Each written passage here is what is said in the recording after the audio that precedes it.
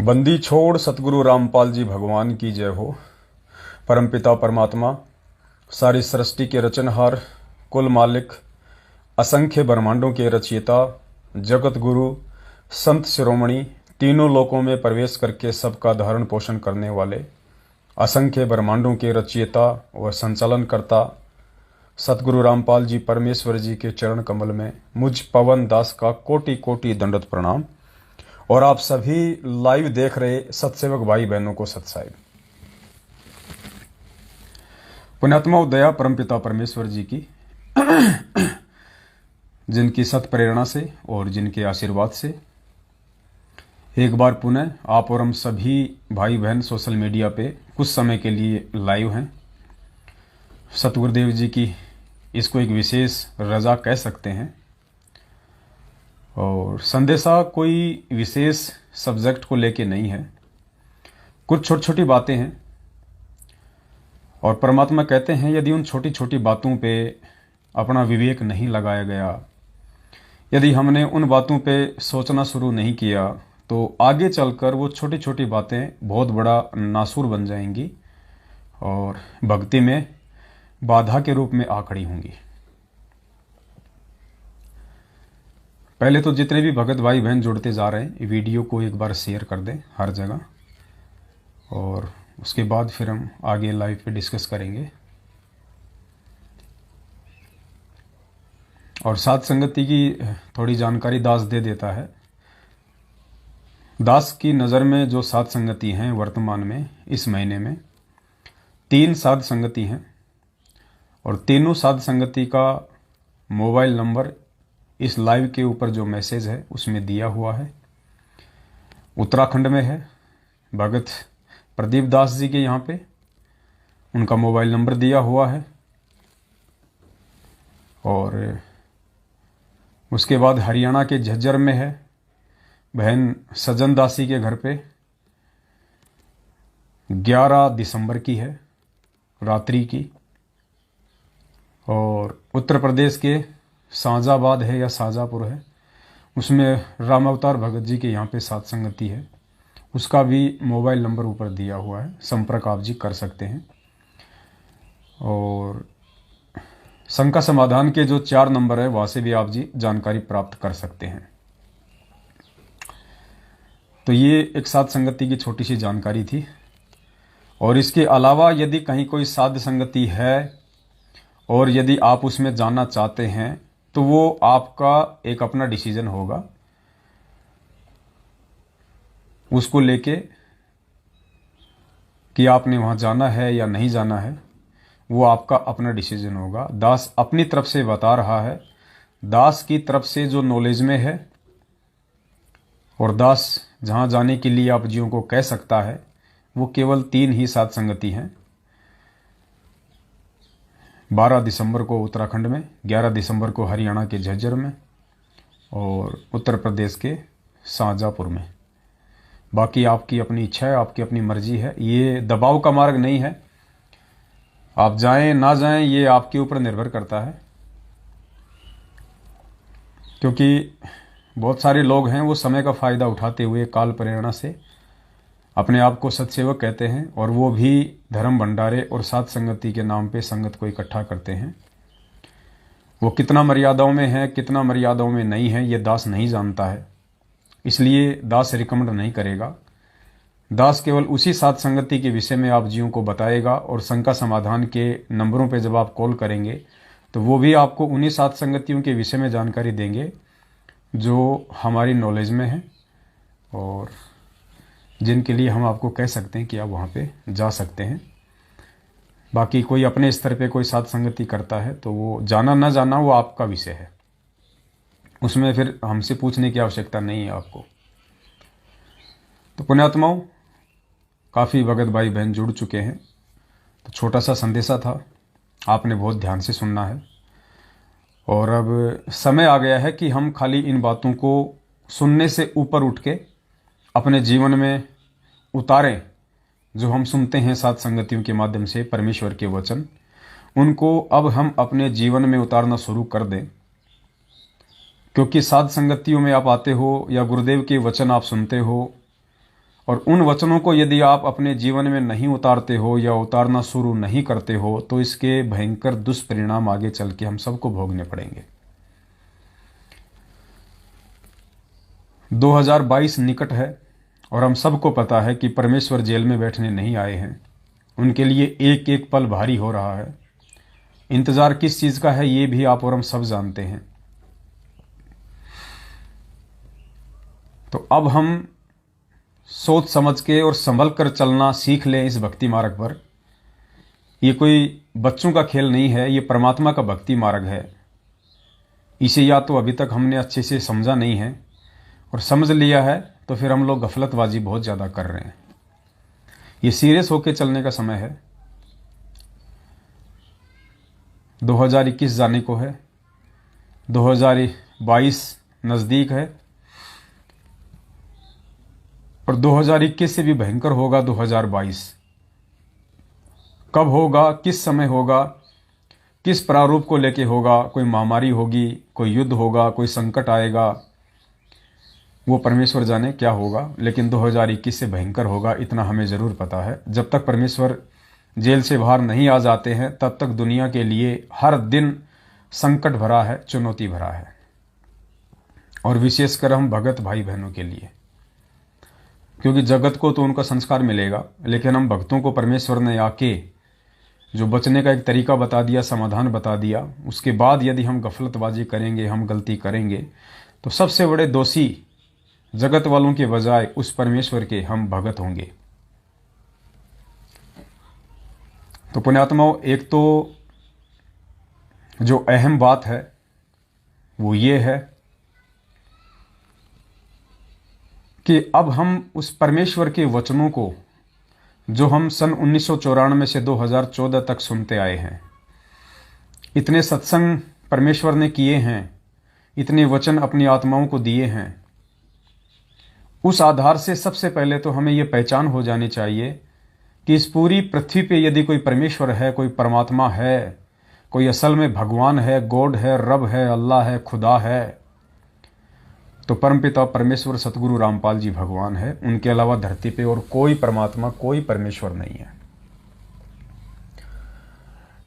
और उसके बाद उस परमेश्वर ने जो वचन आप और हमें अपने जीवन में अमल में लाने के लिए दिए हैं, क्योंकि ये सत्संग जो किए हैं परमपिता परमेश्वर ने, यही उनके असली वचन हैं। उन्होंने अपनी पुस्तक में जो लिख दिया हमारे लिए, वही उनका असली वचन है।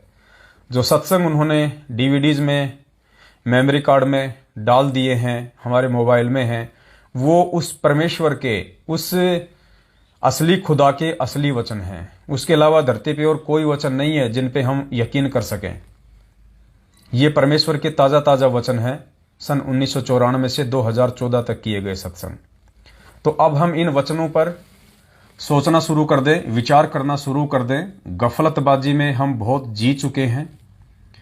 अब वो बच्चों वाली नादानियां हम ना करें जो 90% संगत कर रही है, क्योंकि 90% संगत सतगुरु रामपाल जी भगवान की, 90% संगत काल प्रेरित है। 90% संगत के ऊपर कभी भी काल की कुल्हाड़ी चल सकती है।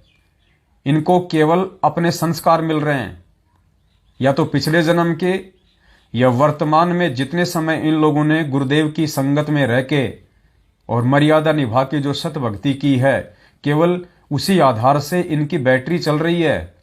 बाकी 90% संगत के ऊपर सतगुरुदेव जी का आशीर्वाद नहीं है। और 90% में वो आते हैं जो सतलोक आश्रम मैनेजमेंट हरियाणा वालों के पीछे अंधे होके चल रहे हैं, जो परमेश्वर के वचनों को साइड में रखे हुए हैं और जैसा उनको आदेश बता दिया जाता है वो ज्ञान से मेल खाता है या नहीं खाता है, इन सब बातों से उन लोगों को फिलहाल कोई लेना देना नहीं है। ऐसे लोग जो भगत का चोला पहन के सारे कर्म जगत वाले ही कर रहे हैं, जिनके पास में कोई मर्यादा नहीं है, उन लोगों की बैटरी चल रही है और वे सभी लोग काल प्रेरित हैं। जैसा चाहेगा आने वाले समय में काल उनको नाच नचाएगा और वर्तमान में आपकी आंखों के समय नचा भी रहा है। आप देख भी रहे हैं, आए दिन लोग मर रहे हैं, हमारे भगत भाई बहन। सतनाम प्राप्त हों, सारनाम प्राप्त हों, अकाल मौतें मर रहे हैं। तो पुण्यात्माओं, अब ये गफलत में जीने का समय नहीं है। वो 90% तो काल की हद में है, उनको तो छोड़ दीजिए आप। दास बात उन 10% की कर रहा है जो सत्सेवकों के रूप में जाने और पहचाने जाते हैं। और आज का वीडियो उन 10% सत्सेवकों के लिए है। उन 10% में भी 50% सत्सेवक नहीं है। 50% खाली देखा देखी में भोग लगा रहे हैं, खाली देखा देखी में साध संगतियों में आ रहे हैं। उनके अंदर एक भगत के गुण और लक्षण नहीं हैं। और यदि समय रहते उन 50% लोगों ने यदि अपने आचरण में, अपनी नैतिकता में, अपने विचारों में, अपने स्वभाव में चेंजेस नहीं किए, तो परमेश्वर अपना आशीर्वाद भरा हाथ उनके सिर से भी हटा लेगा। क्योंकि ये परमात्मा निर्मोही है। परम शक्ति संगीतम रिद्धि सिद्धि दाता सोही अविगत गुण अतीतम सत्य पुरुष निर्मोही। हम रोज पढ़ते हैं मंगलाचरण में। 10% जो सत्सेवक हैं उनमें से भी 50% खाली देखा देखी में सत्सेवक बने हुए हैं, जो उस अंतर्यामी परमात्मा से बिल्कुल भी छुपा हुआ नहीं है। और उस परमेश्वर को धोखा कोई नहीं दे सकता। जिन्होंने धोखा देने की कोशिश की थी, आज उनकी हालत धोबी के कुत्ते जैसी हो रही है, ना घर के ना घाट के, जो 90% की श्रेणी में आते हैं और जो इस पंथ को छोड़ के अपनी मनमुखी सोच आधार से उनके ज्ञान में कमियां निकाल के जा चुके हैं। वो धोबी के कुत्ते कहे जा सकते हैं। वो ना उस परमेश्वर के हैं और ना ही वो अपने किसी काम के हैं। उनके ऊपर काल का पहरा है, जब चाहे काल उनकी मुंडी मरोड़ सकता है। जो 10% हैं उनके लिए ये संदेशा है। उस 10% में भी जो गफलत में जी रहे हैं, जो अपने आप को सत्सेवक कहते हैं लेकिन सत्सेवकों के गुण और लक्षण उनमें बिल्कुल भी नहीं है, तो ऐसे व्यक्ति के लिए ये संदेशा है। क्योंकि दास की ड्यूटी परमात्मा ने आप जियों को संदेशा देने की लगाई हुई है। और संदेशा देने में यह दास किसी भी प्रकार की कोई भी कोताही नहीं बरतेगा। चाहे कोई नाराज हो, चाहे कोई खुश हो, मुझे इन बातों से कोई लेना देना नहीं है। कोई खुश होगा तो मुझे अपनी भक्ति देने वाला नहीं है और ना मुझे चाहिए। और कोई नाराज हो जाएगा तो मेरी भक्ति ले नहीं सकता। क्योंकि परमात्मा कहते हैं कि पक्षा पक्षी के कारण सब जग रहा भुलान, निरपक्ष होके हरि भजे सो ही संत सुजान। ये पक्ष और विपक्ष से दूर निष्पक्ष होके चलने का मार्ग है परमपिता परमेश्वर सतगुरु रामपाल जी भगवान का। और परमात्मा जिस आत्मा को संदेश वाक्य के रूप में चुनता है, वो आत्मा भी यदि पक्ष और विपक्ष की भूमिका में आ जाएगी तो उसका भी बक्कल उतरेगा, चाहे पवन दास हो, चाहे अन्य कोई भाई बहन हो। इसलिए चाहे किसी को अच्छा लगे, चाहे किसी को बुरा लगे, दास ने जो कहना है वो कहना है। क्योंकि दास परमेश्वर का कुत्ता है, परमेश्वर का नौकर है। दास परमेश्वर की तरफ से कहेगा, अपने तरफ से कुछ नहीं कहेगा। और उसके बाद यदि किसी को अच्छा लगे तो अच्छी बात है, बुरा लगे तो दास के लिए तो वो भी अच्छी बात है। क्योंकि दास का मकसद संगत को बहलाना, फुसलाना या अपना कोई स्वार्थ सिद्ध करना नहीं है। अगर मेरे मन में भी इस तरह के घटिया विचार उत्पन्न होने लग गए तो मैं परमेश्वर का दोषी हो जाऊंगा और उसी दिन से परमात्मा अपना आशीर्वाद भरा पंजा मेरे सिर से भी उठा लेगा। फिर मेरा कोई मतलब, कोई औचित्य इस भक्ति मार्ग में भक्ति करने का या किसी को संदेशा देने का नहीं रह जाएगा। इसलिए दास को परमेश्वर ने जो भूमिका दी है, जो सेवा दी है, दास तन मन धन से उसे निभाने का पूरा प्रयास करेगा। उसमें चाहे किसी को अच्छा लगे, चाहे किसी को बुरा लगे। तो 2022 नजदीक है, भयंकर विनाशकारी समय है, इसको नकारा नहीं जा सकता है। 2021 से भी बढ़ चढ़ के विनाशकारी ये वर्ष होगा। क्योंकि ये परमात्मा जेल में बैठने नहीं आए हैं और बगैर इस दुनिया को अपनी औकात याद दिलाए वो परमात्मा जेल से बाहर नहीं आने वाला है। भविष्यवाणियों में तो यहां तक साबित हो चुका है कि वो महापुरुष उस समय आएगा जब पूरे हिंदुस्तान में आर्मी शासन लागू होगा। इमरजेंसी लगी होगी पूरे इंडिया में, आर्मी शासन लागू होगा, राष्ट्रपति शासन। इस कदर भयंकर तबाही इस देश के अंदर मच जाएगी और बाहर मच जाएगी। उस समय वो परमात्मा सारी दुनिया के सामने प्रकट होगा जो आज हिसार जेल में बैठा हुआ है। दुनिया इस बात से अनभिज्ञ है, लेकिन आप भगत इस बात से अनभिज्ञ नहीं है। आप सबको अच्छे से पता है कि वो कल की अवतार कौन है, वो कल युग का अवतार कौन है, वो असली मसीहा कौन है, वो असली खुदा कौन है। दुनिया भले इस बात से बेखबर है और दुनिया को बता भी दोगे तो वर्तमान में सतगुरुदेव जी की पोजीशन को देख के, उनकी इसार जेल वाली स्थिति को देख के, वो लोग उन्हें मसीहा के रूप में, परमेश्वर के रूप में कतई स्वीकार नहीं करेंगे, क्योंकि उनकी बुद्धि का स्तर इतना नहीं है, वे परमेश्वर के संपर्क में नहीं हैं, उन्होंने गुरुदेव के सत्संग नहीं सुने हैं।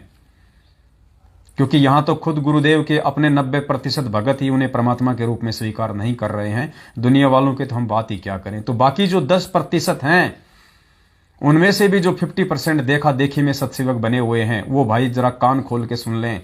आप लोगों के लिए भी आने वाला 2022 उसी प्रकार भयंकर साबित हो सकता है जिस प्रकार उन 90% के लिए होने वाला है।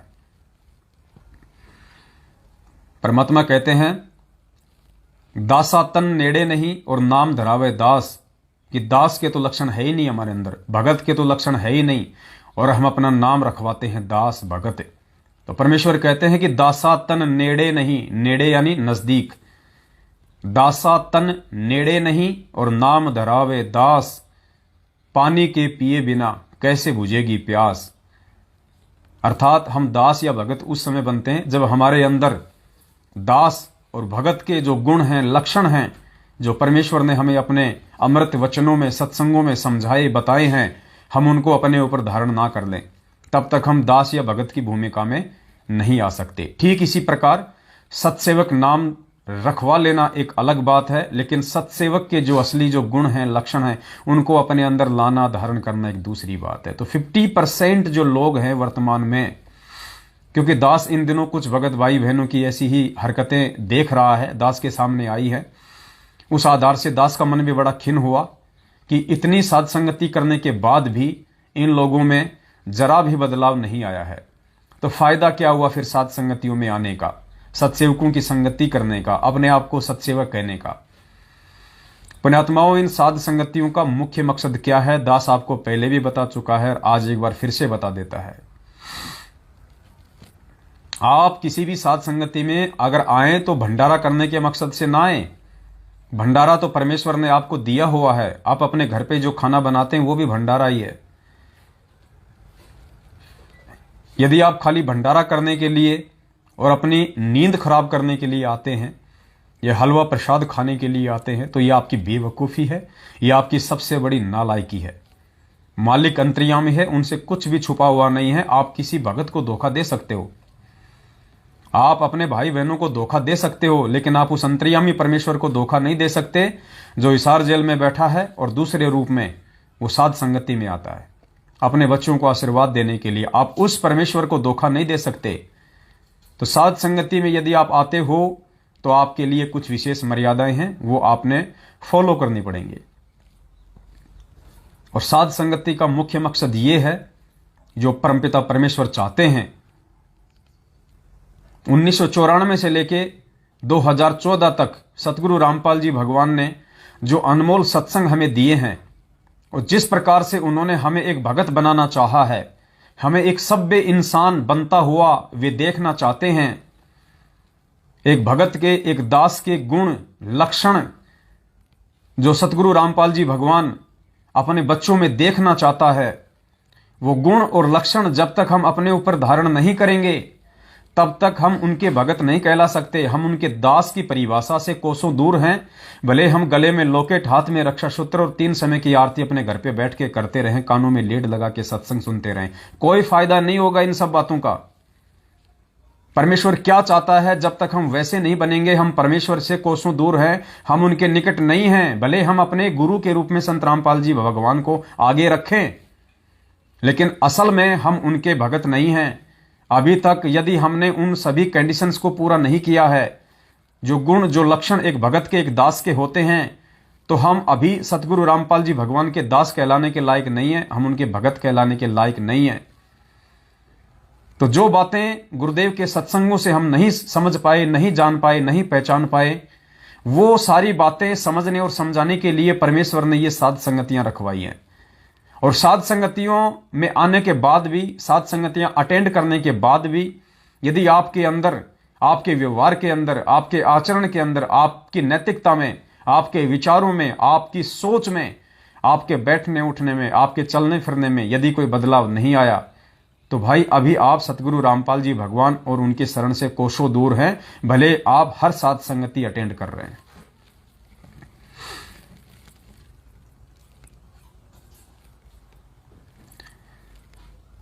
एक छोटा सा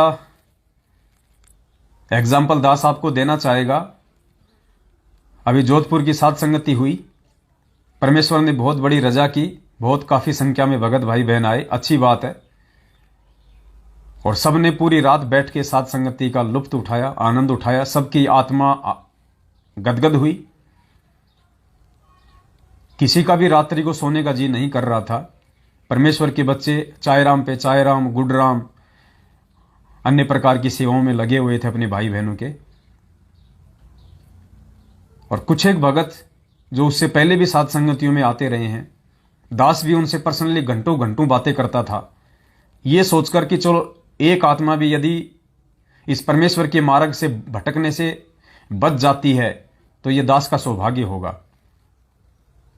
उसके बाद वो लोग भी विचलित होते जा रहे हैं और ना कुछ बातों को लेके, छोटी छोटी बातों को लेके, जिस बात का जिक्र भी नहीं करना चाहिए था, जिस बात का मन में कोई सवाल भी नहीं पैदा होना चाहिए था, उन छोटी छोटी माइनर बातों को लेके वो अपने मन में शंका पाल रहे हैं। तो क्या फायदा तुम्हारे भगत होने का?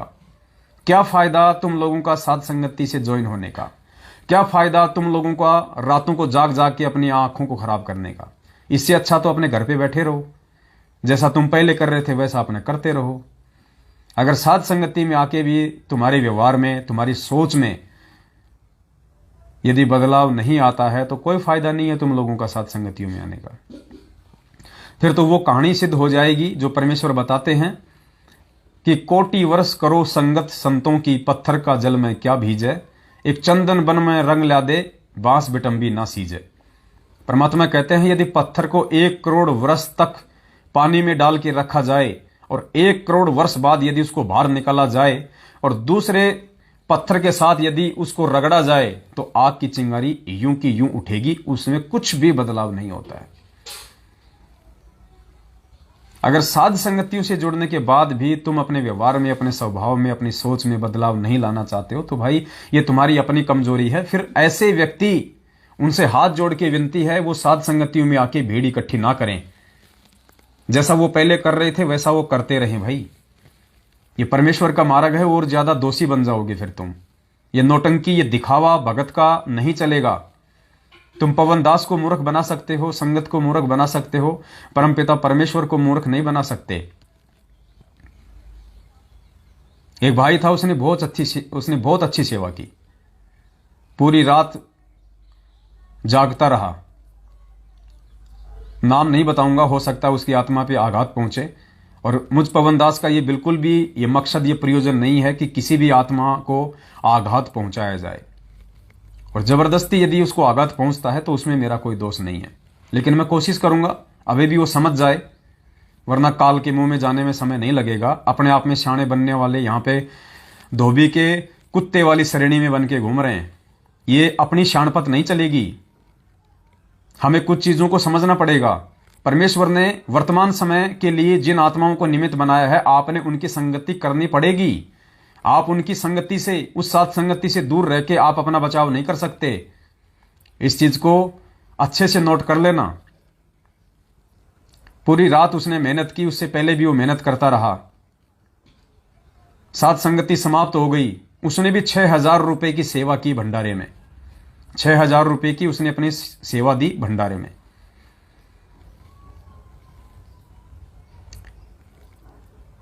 और दास जिससे 1 साल से संपर्क में है, घंटों घंटों उससे बात होती है, और उस साथ संगति में एक नालायक काल प्रेरित व्यक्ति आ जाता है और मात्र आधा घंटे की उसके साथ में बातचीत करता है, और उस आधा घंटे की बातचीत से लगातार साथ संगतियों में आ रहे उस भाई के विचार तुरंत चेंज हो जाते हैं। उसके मन में दोष पैदा हो जाता है, मनसा पाप पैदा हो जाता है। और दास को डायरेक्ट फोन ना करके दूसरे भगत भाई बहनों को फोन कर करके कह रहा है कि भाई ये तो दोगला आचरण हो गया। तो उस भाई ने पूछा भाई क्या दोगला आचरण हो गया? उसने कहा कि पवन दास जी तो कह रहे थे कि जयपुर को जो साध संगति थी बड़ी दीपावली के समय, उसमें जो 1,00,000-1,50,000 रुपए जो बचा है भंडारे का, आगामी साध संगतियों में सबसे पहले वही पैसा लगाया जाएगा। तो फिर पवन दास ने जोधपुर साध संगति में जो भगत भाई बहन जो पैसा दे रहे थे भंडारे में सहयोग के लिए, वो पैसा क्यों लिया? बस इस बात को लेके उसके अंदर खरपतवार पैदा हो गई। काल भगवान ने उसके अंदर अपने जीवाणु छोड़ दिए, वो जीवाणु उसको काटने लगे अंदर ही अंदर, उसके मन में खरपतवार पैदा हो गई, मनसा पाप पैदा हो गया। और दास ने उसको वैसे ही फोन कर लिया, क्योंकि दास ने उससे 5,000 रुपये लिए हुए थे। तो दास ने सोचा कि अब उसके 5,000 रुपये लौटा दिए जाए। तो दास ने 5,000 रुपये रिटर्न करने के लिए कल जैसे ही उसको फोन किया, बोला भगत जी मैं भी आपको फोन करने ही वाला था। मैंने कहा जी बताइए क्या बात है? बोलो भगत जी ऐसी ऐसी बात है, मुझे समझ में नहीं आ रही है, ये आप क्या कर रही हो, ये दोगलाचरण हो गया, ये तो मैनेजमेंट वाला काम हो गया। तो दास की आत्मा को बड़ी चोट पहुंची और दास ने माथे में 3 थप्पी मारी कि हे परमात्मा, कहीं दास तो गलतियां नहीं कर रहा है, कहीं दास से तो कोई गलती नहीं बन रही है परमेश्वर। किस बात को लेके? इस बात को लेके कि हे परमपिता परमात्मा,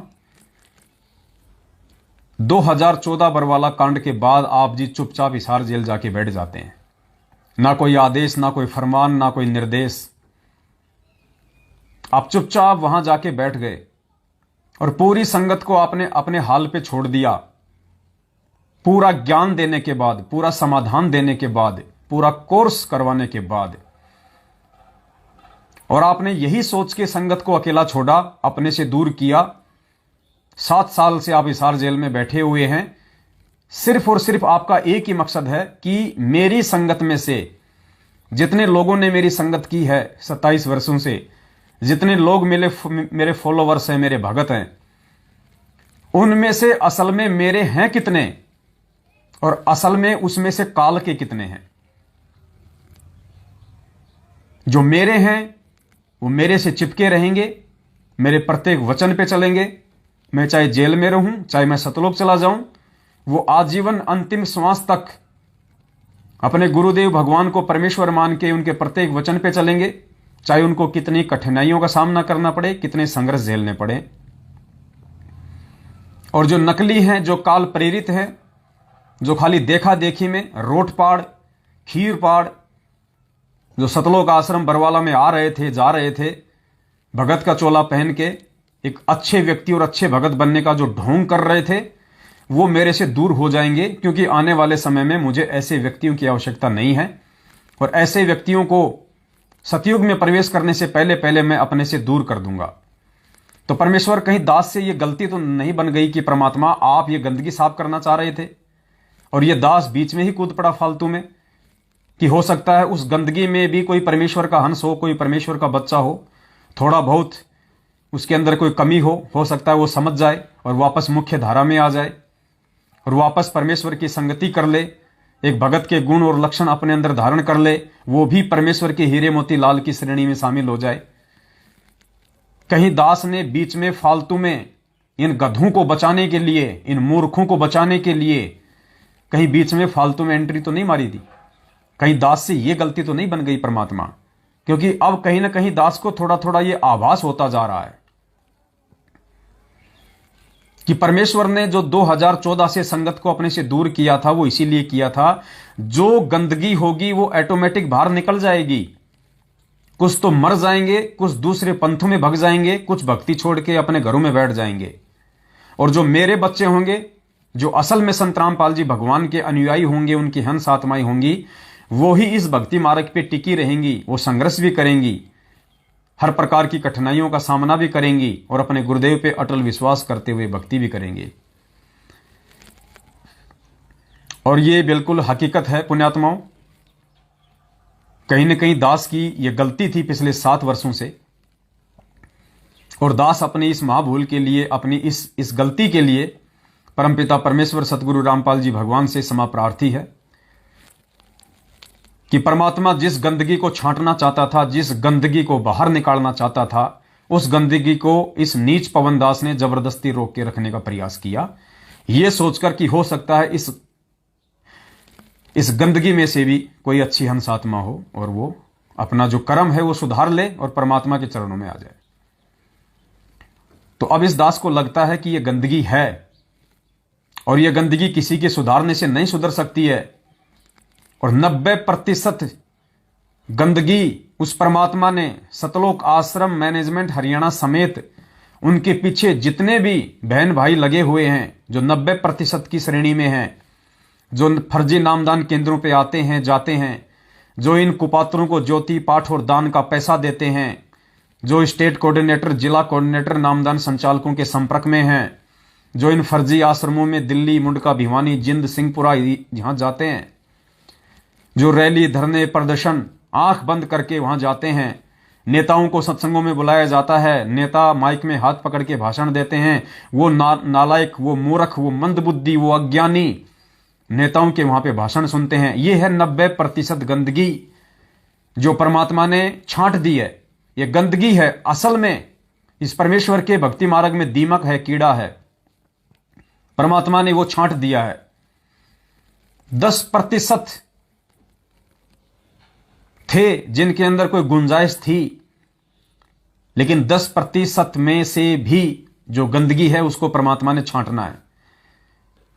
और अब 2022 नजदीक है और 2022 में अब सत्सेवकों की छटनी है। अब पता चल जाएगा कि कौन असल में सत्सेवक है और कौन सत्सेवक बनने का ढोंग कर रहा है, कौन अपनी अंतरात्मा से, कौन अपने हृदय से और कौन ज्ञान आधार से सतगुरु रामपाल जी परमेश्वर जी की पहचान करके उनको अपने हृदय से परमात्मा मान रहा है, भगवान मान रहा है और उनको भोग प्रसाद लगा रहा है और साध संगतियों में आ रहा है। और कितने प्रतिशत जो खाली देखा देखी में सतगुरु रामपाल जी भगवान को अपने घर पे भोग लगा रहा है, कितने प्रतिशत हैं जो देखा देखी में, जिनके अंदर ना तो भगत के लक्षण हैं, ना दास के लक्षण हैं और ना ही वो आत्माएं सतगुरु रामपाल जी भगवान के भगत कहलाने के लायक हैं, जो साध संगतियों में भी आ रहे हैं। ये धीरे धीरे इनकी छटनी हो जाएगी, वो चाहे अपने अंदर कितने ही होशियार क्यों ना बने, चाहे कोई कितना ही बड़ा सेवादार बनने का दिखावा नाटक ढोंग क्यों ना करे, कोई कितनी ही अच्छी मृदु भाषा बोलने की नौटंकी क्यों ना करे, कोई कितनी ज्यादा सेवा करने का प्रयास क्यों ना करे, अगर उसके अंदर दास के गुण नहीं है, भगत के लक्षण नहीं है, और यदि सतगुरु रामपाल जी भगवान उसको रिजेक्ट कर चुके हैं, तो वो व्यक्ति ज्यादा दिन तक साध संगतियों में भी अपनी नौटंकी नहीं दिखा पाएगा, नहीं चला पाएगा, उसका ढोंग ज्यादा लंबे समय तक नहीं चलेगा, क्योंकि वो अंदर से परमेश्वर को परमेश्वर नहीं मान रहा। तो ऐसे जो भगत हैं, जो खाली एक भगत बनने का ढोंग कर रहे हैं, दिखावा कर रहे हैं, जो एक पत्थर के समान है, लाख के समान है। लाख, परमेश्वर ने बताया लाख एक धातु होती थी जिसकी पहले चूड़ियां बनती थी, लाख की।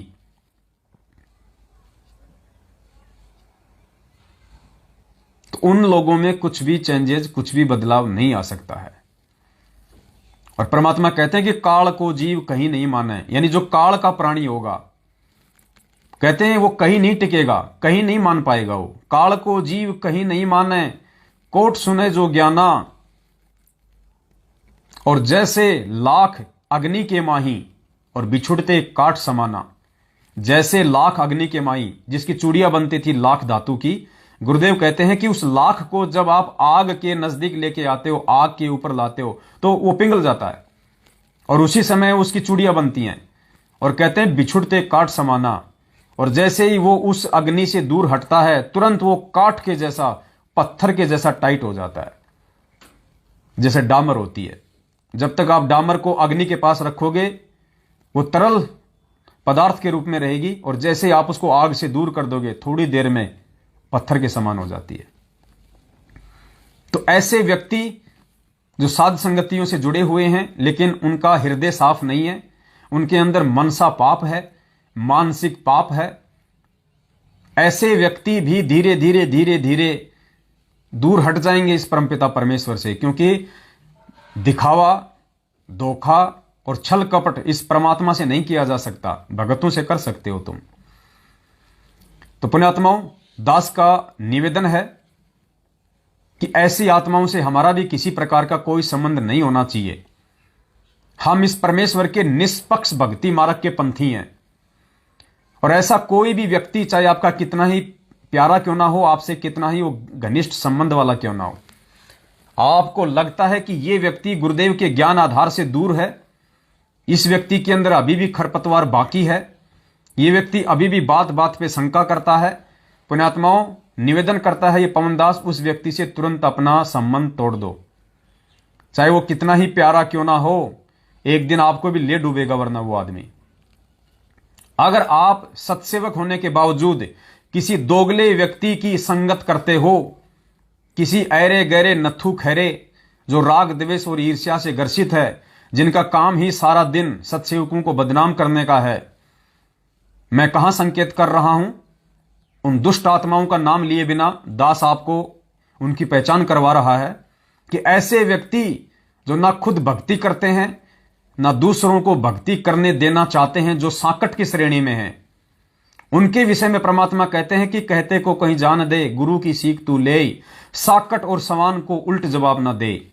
सबसे पहले तो ऐसे राग द्वेष और ईर्ष्या से जो ग्रसित व्यक्ति हैं, जिनके आए दिन संगत में पोस्टर वायरल होते रहते हैं बेवजह, निराधार, जिन्होंने खुद तीनों समय की आरती करनी छोड़ दी है, जिन्होंने परमेश्वर के मंत्र जाप करना छोड़ दिया है, जो गुरुदेव को परमात्मा नहीं मानते, जो गुरुदेव को जन्म लिया हुआ मानते हैं, जो काल के जीव हैं, ऐसे व्यक्तियों से यदि अभी तक आपका किसी प्रकार का कोई संबंध है, पुण्यात्मा इस बात को नोट कर लेना, 2022 नजदीक है, और ये जो संदेशा दिया जा रहा है, ये परमेश्वर के बच्चे के द्वारा दिया जा रहा है, ये परमेश्वर का ही संदेशा मान लेना आप, क्योंकि हर बात वो परमात्मा आपको सामने आके नहीं कहेगा, वो निमित्त बना देता है वो किसी को भी।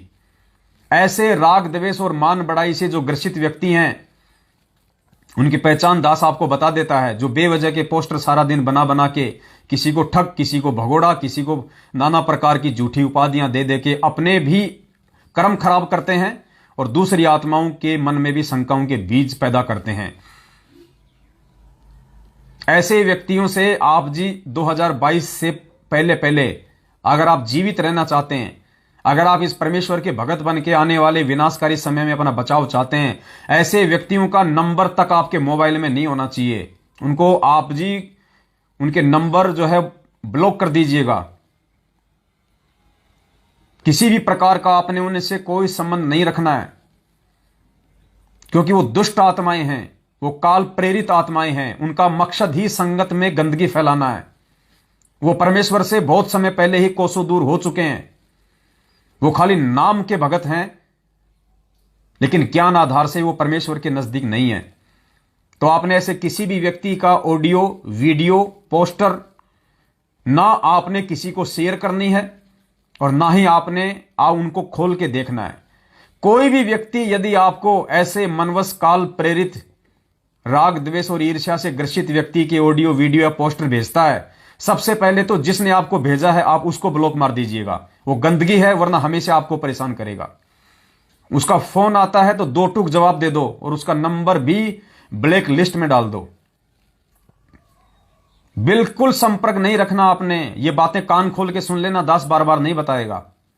ये अंतिम चेतावनी है साथ संगत वालों को। यदि आप किसी भी ऐसे मनवश व्यक्ति के संपर्क में हैं अभी तक, और यदि आप उसके ऑडियो, वीडियो, पोस्टर यदि आप देखते हैं, यदि आप उसके ऑडियो, वीडियो, पोस्टर को खोल के देख रहे हैं, तो कहीं ना कहीं आपके अंदर अभी शंका है।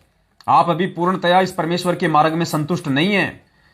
और जिन आत्माओं को परमात्मा ने सात संगतियों के लिए निमित्त बना रखा है, कहीं ना कहीं उन पर भी अभी तक आपको कोई शंका है, पूर्णतया विश्वास नहीं है।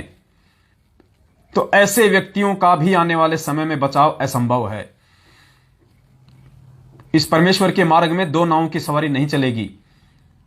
परमात्मा कहते हैं, संत ना छोड़े संतता, चाहे कोटिक मिले असंत। ये दो नावों में सवारी करने वाला मार्ग नहीं है। जो दो नावों में सवारी करेगा उसकी टांग फटेगी। वो भी सतगुरु रामपाल जी भगवान का दास और भगत की श्रेणी में नहीं गिना जाएगा, चाहे वो कितने ही साथ संगति अटेंड क्यों ना करता रहे। तो जिसने आगामी विनाशकारी समय में उस काल भगवान के कहर से बचना है, वो इन पॉइंटों को नोट कर ले।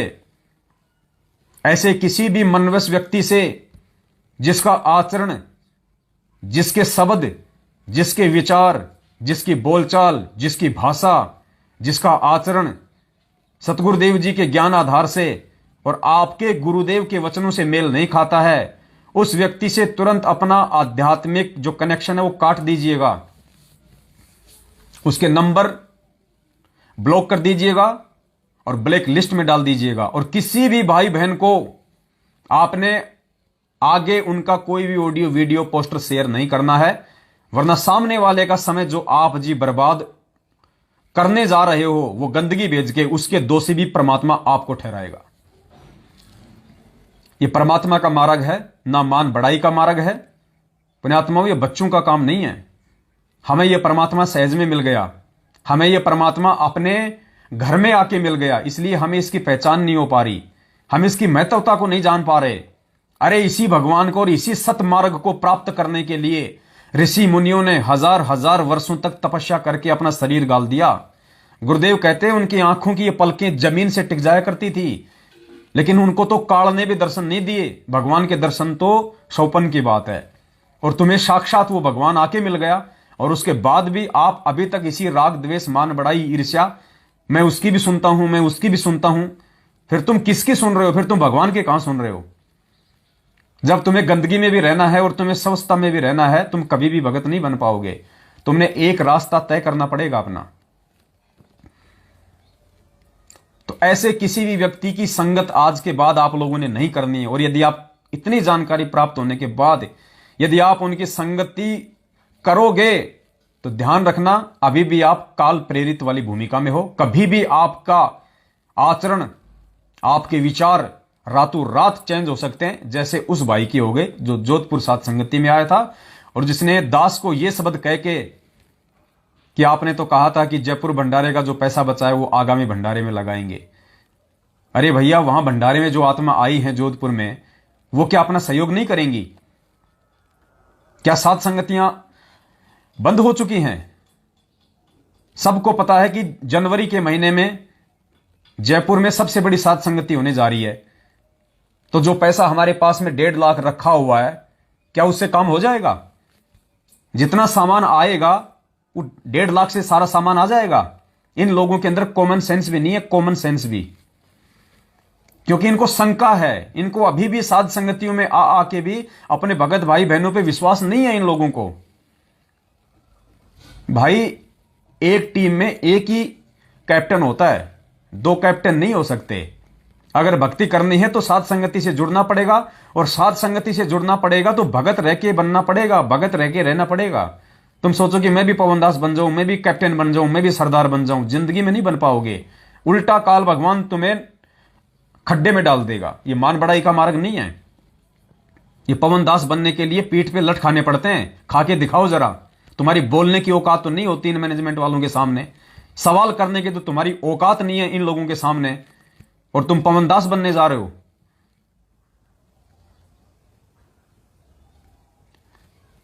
पुण्यात्माओं, ये लास्ट वार्निंग है, लास्ट वार्निंग। दास अब ना तो ज्यादा लाइव आएगा, ना दास आगे कोई वीडियो बनाएगा।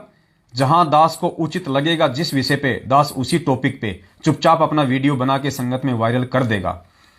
दास फालतू में सिरदर्दी मोल नहीं लेगा। जो बताना था उस परमेश्वर ने, जो समझाना था उस परमेश्वर ने, उस आधार से दास ने पिछले 7 वर्षों से आप जी को खूब सारे वीडियो ऑडियो बना के संदेश दे दिए। दास को भी सतलोक जाना है, दास को भी अपना आत्म कल्याण करवाना है। और मेरा आत्म कल्याण खाली ये वीडियो बनाने से नहीं होगा, आप लोगों को समझाने से मेरा आत्म कल्याण नहीं होगा। मेरा पेट भी उसी समय भरेगा जब मैं रोटी खाऊंगा। तो जब तक मैं भक्ति नहीं करूंगा मेरा भी कल्याण संभव नहीं है।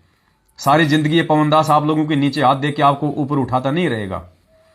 अब बहुत हो गया है। अब परमात्मा भी ये चाहता है कि बेटा अब छोड़ दे इनको। अब जो मेरा होगा वो मेरा ही रहेगा, और जो मेरा नहीं होगा उसको चाहे तू भी कितना प्रयास कर ले वो नहीं टिक पाएगा इस मार्ग में। वो गंदगी है, और उस गंदगी का इस मार्ग से निकलना ही सबके लिए अच्छा है। तो दास को तो यह आभास हो रहा है कि अब जो गंदगी है सत्सेवकों में से 2022 से उसकी भी छटनी शुरू हो जाएगी। जो खाली दिखावे के सत्सेवक हैं, जिनके अंदर वही राग द्वेष ईर्ष्या भरी हुई है, जिनके अंदर से पाप क्रम है, मनसा पाप जिनके अंदर भरा हुआ है, अब वो नहीं टिक पाएंगे इस मार्ग में। और ऐसे व्यक्तियों को जबरदस्ती हमने बांध के भी नहीं रखना है। इसलिए पुण्यात्माओं, इन सात संगतियों से जुड़ के हमने उस टारगेट को अचीव करना है जिस टारगेट को परमात्मा अचीव करवाना चाहता है, और वो है कि हम जो अपने नाम के आगे दास लगाते हैं और नाम से पहले जो हम भगत लगाते हैं, पुण्यात्माओं, अब हमारे अंदर वो लक्षण, वो गुण आ जाने चाहिए। हमारे अंदर वो सील, संतोष, विवेक, दया, अक्षमा हमारे अंदर आ जानी चाहिए। हमने थोड़ा सा आगे बढ़ के प्रयास करना पड़ेगा उन गुणों को अपने अंदर लाने का। जो भी छोटी छोटी कठिनाइयां, समस्याएं, बाधाएं हमारे सामने आती हैं, हमने उनको अपने बुद्धि विवेक से सोच विचार करके अपने अंदर सहनशीलता लाके हमने भगत के लक्षण अपने अंदर लाने पड़ेंगे। हम बात बात पे मायूस हो जाते हैं, बात बात पे हम छोटे बड़े बन जाते हैं, बात बात पे हम किसी पे शंका कर बैठते हैं। अब नहीं चलेगा इस मार्ग में ये, क्योंकि हमें सतलोक जाना है और सतलोक जाने के लिए हमारे को निष्पाप बनना पड़ेगा। छल कपट राग द्वेष से दूर बनना पड़ेगा। परमात्मा कहते हैं, कबीरा आप ठगाइए और न ठगिए कोई, आप ठगाए सुख होते हैं और ठगे दुख होई। कोई सामने वाला हमें गाली दे रहा है, हमारा भगत भाई होके देने दो उसको। वो हमारे विषय में गलत पोस्टर डाल रहा है, उसकी सोच हमारे विषय में यदि उल्टी हो चुकी है, हो जाने दो। हमने उसका उल्टा जवाब नहीं देना है। कुछ भगत भाई बहन हैं जिनको सहन नहीं होता है, वो कहते हैं भगत जी आपने इसको ऐसा क्यों बोल दिया, आपने उसको ऐसा क्यों बोल दिया। तो दास उनसे निवेदन करता है कि सहनशीलता वाला गुण अपने अंदर ले आओ। ये पवन दास, आप इसको पिछले 7 साल से देख रहे हो। इस दास को पिछले 7 साल में जितनी गालियां पड़ी हैं, जितनी मार पड़ी है, इस दास के ऊपर जितनी परेशानी आई हैं, शायद ये आप में से किसी के ऊपर आई होंगी। उसके बाद भी इस दास के मुख से अगर किसी के लिए एक भी अगर कोई गाली वाला शब्द निकला हो, किसी को कोई धमकी भरा शब्द निकला हो, पुण्यात्माओं, एक भी शब्द 7 साल से दास ने अपनी अंतरात्मा से भी किसी के प्रति कोई बुरा नहीं सोचा। लोगों ने मुझे इस भक्ति मार्ग से दूर करने के लिए, क्योंकि देखिए काल को पता था कि ये आत्मा बहुत इंपॉर्टेंट है और इस आत्मा को यदि तोड़ लिया जाए तो मेरा काम बहुत आसान हो जाएगा। लेकिन उसको यह नहीं पता था कि इस आत्मा के ऊपर जो तेरी नजर है, तेरी नजर से ऊपर इस आत्मा के ऊपर तेरे बाप की नजर है, काल भगवान से ऊपर उस परम पिता परमेश्वर की नजर है, सतगुरु रामपाल जी भगवान की नजर है। काल से पहले इस पवन दास नाम की आत्मा को परमपिता परमेश्वर सतगुरु रामपाल जी भगवान ने साइन कर लिया था कि यह आत्मा मेरी बन की रहेगी। इसलिए काल कोशिश पूरी कोशिश की उसने दास को तोड़ने की, हर प्रकार से। जो घटनाएं दास के साथ में घटी हैं, अगर आपके साथ में घट जाएं, आप इस भगवान का 100 में भी नाम ना लें। जिस प्रकार से मुझे तोड़ने का प्रयास किया गया, सबसे पहले तो मुझे भगवान से दूर करने का प्रयास किया गया। मुझे 1 साल हुआ था नाम लिए हुए। 1 साल में किस आदमी को कितना ज्ञान हो जाता आप अच्छे से जानते हैं। आप अपने लेवल को चेक कर लीजिए। जिसने 1-2 साल से नाम दीक्षा ली हुई है, आप अभी तक कितना इस भगवान और भक्ति को आप जी जो है पहचान पाए हैं। 2013 में दास ने नाम लिया, 14 में बरवाला कांड हो गया। उसके 1 साल बाद इस दास को गुरुद्रोही का तमगा दे दिया गया और उस परमात्मा की ऑडियो निकाल के, उसके नाम से ऑडियो निकाल के, और यह कह दिया गया हो कि पवन दास जो है वो गुरुद्रोही हो गया है, उसको संगत से बाहर निकाला जा रहा है। उस पवन दास को, जिस पवन दास ने अपना तन मन धन सब कुछ इस भक्ति मार्ग में लगा दिया, इस परमपिता परमेश्वर को समर्पित कर दिया, ना रिश्तेदारों का रहा, ना अपने घर वालों का रहा। ऐसे व्यक्ति को यदि आप सतगुरुदेव जी की ऑडियो बता के, उनका मैसेज बता के यदि आप इस प्रकार से बोल देते हैं कि आपको तो परमात्मा ने संगत से ही बाहर निकाल दिया, आपको तो गुरुद्रोही घोषित कर दिया। सोचिए, अगर उस परमात्मा की मेहर ना होती और अगर थोड़ा बहुत विचार दास ने अगर इस बुद्धि से ना किया होता, तो पुण्यात्माओं, मेरा तो रो रो के जो है मतलब मरना हो जाता कि परमात्मा अब मैं जाऊं कहां। और अगर मेरे अंदर अगर ये बुद्धि विवेक नहीं होता तो मैं अपने भगवान में 100 दोष निकाल लेता कि काहे का भगवान है ये, जिसको ये भी नहीं पता कि मैं इसके लिए मैं इतना कुर्बान हूं और इसने मेरे को ही गुरुद्रोही घोषित कर दिया। लेकिन ये मेरी परीक्षा थी, क्योंकि परमात्मा उसी की परीक्षा लेता है जो परीक्षा देने के लायक होता है।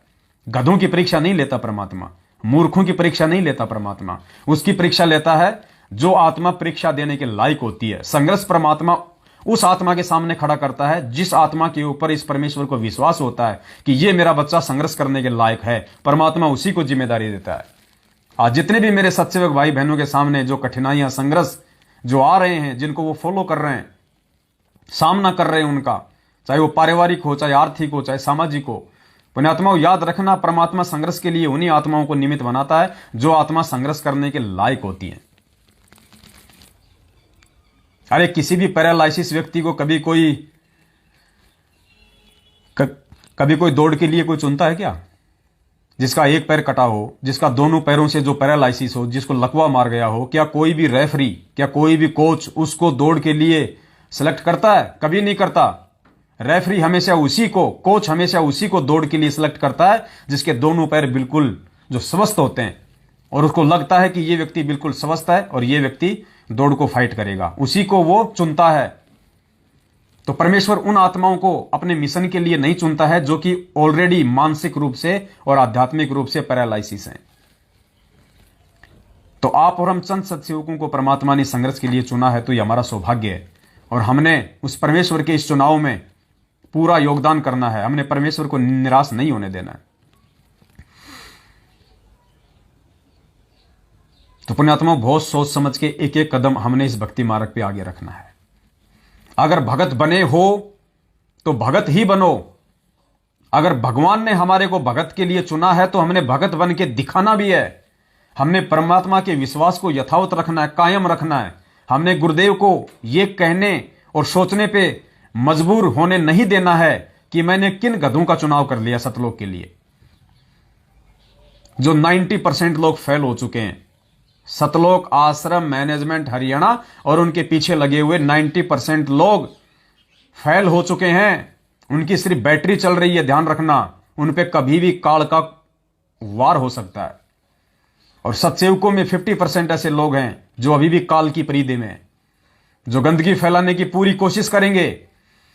सत्सेवक होने के बावजूद वो लोग गंदगी फैलाने की पूरी कोशिश करेंगे। इसलिए उन आत्माओं को समय रहते आगाह किया जा रहा है कि यदि उस समय उन मनवस, उन काल प्रेरित तथा कथित सत्सेवकों के माध्यम से यदि कोई कुप्रचार इस दास के खिलाफ या साध संगतियों के खिलाफ या आपके अन्य किसी भगत भाई बहन के खिलाफ किया जाता है, तो उस समय आप लोगों को सावधान होने की आवश्यकता है।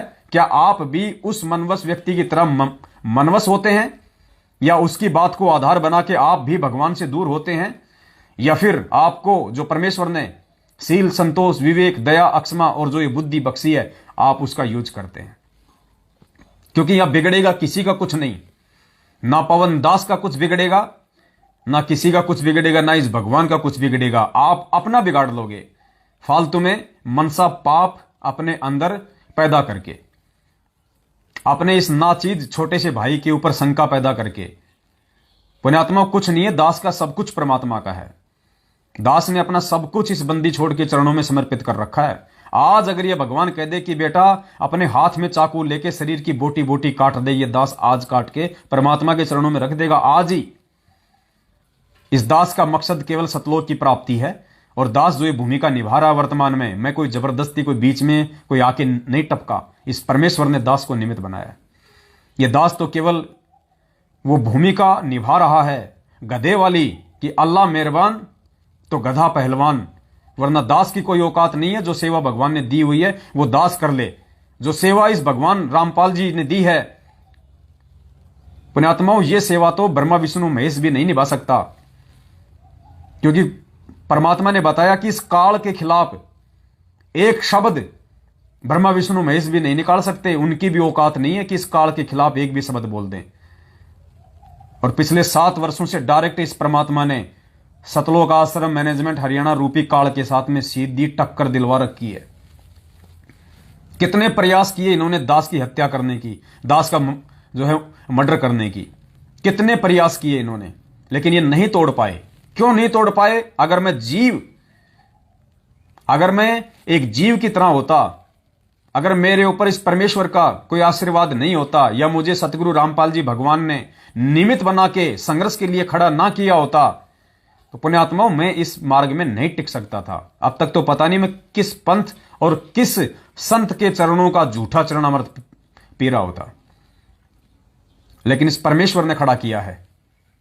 इसलिए परमेश्वर की गर्दन ये दास अपने जीते जी कभी भी जो सेवा उन्होंने मुझे दी है, विश्वास करके मैं झुकने नहीं दूंगा, भले मेरी गर्दन ही क्यों ना कट जाए। तो 2022 नजदीक है।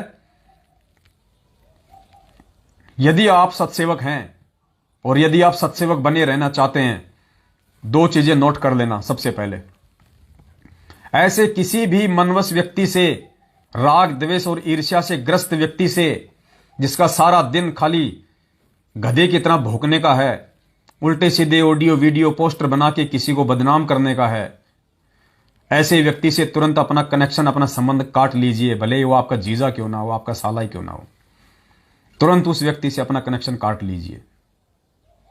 ऐसा व्यक्ति आपको कितना ही भ्रमित करने का कुप्रयास क्यों ना करे, आपने उसकी बातों पे बिल्कुल भी ध्यान नहीं देना है।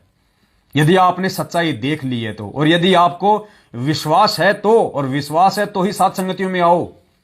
अगर आपको लगता है कि हमें विश्वास नहीं है पवन दास पे या साथ संगत वाले भाई बहनों पे या इन साथ संगतियों पे, तो आपका साथ संगतियों में आना बिल्कुल निरर्थक है, बेसलेस है, बेकार है।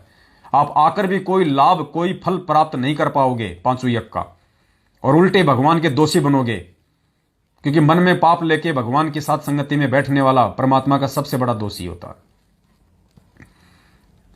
तो नंबर एक, ऐसे लोगों से अपना संपर्क काट लो।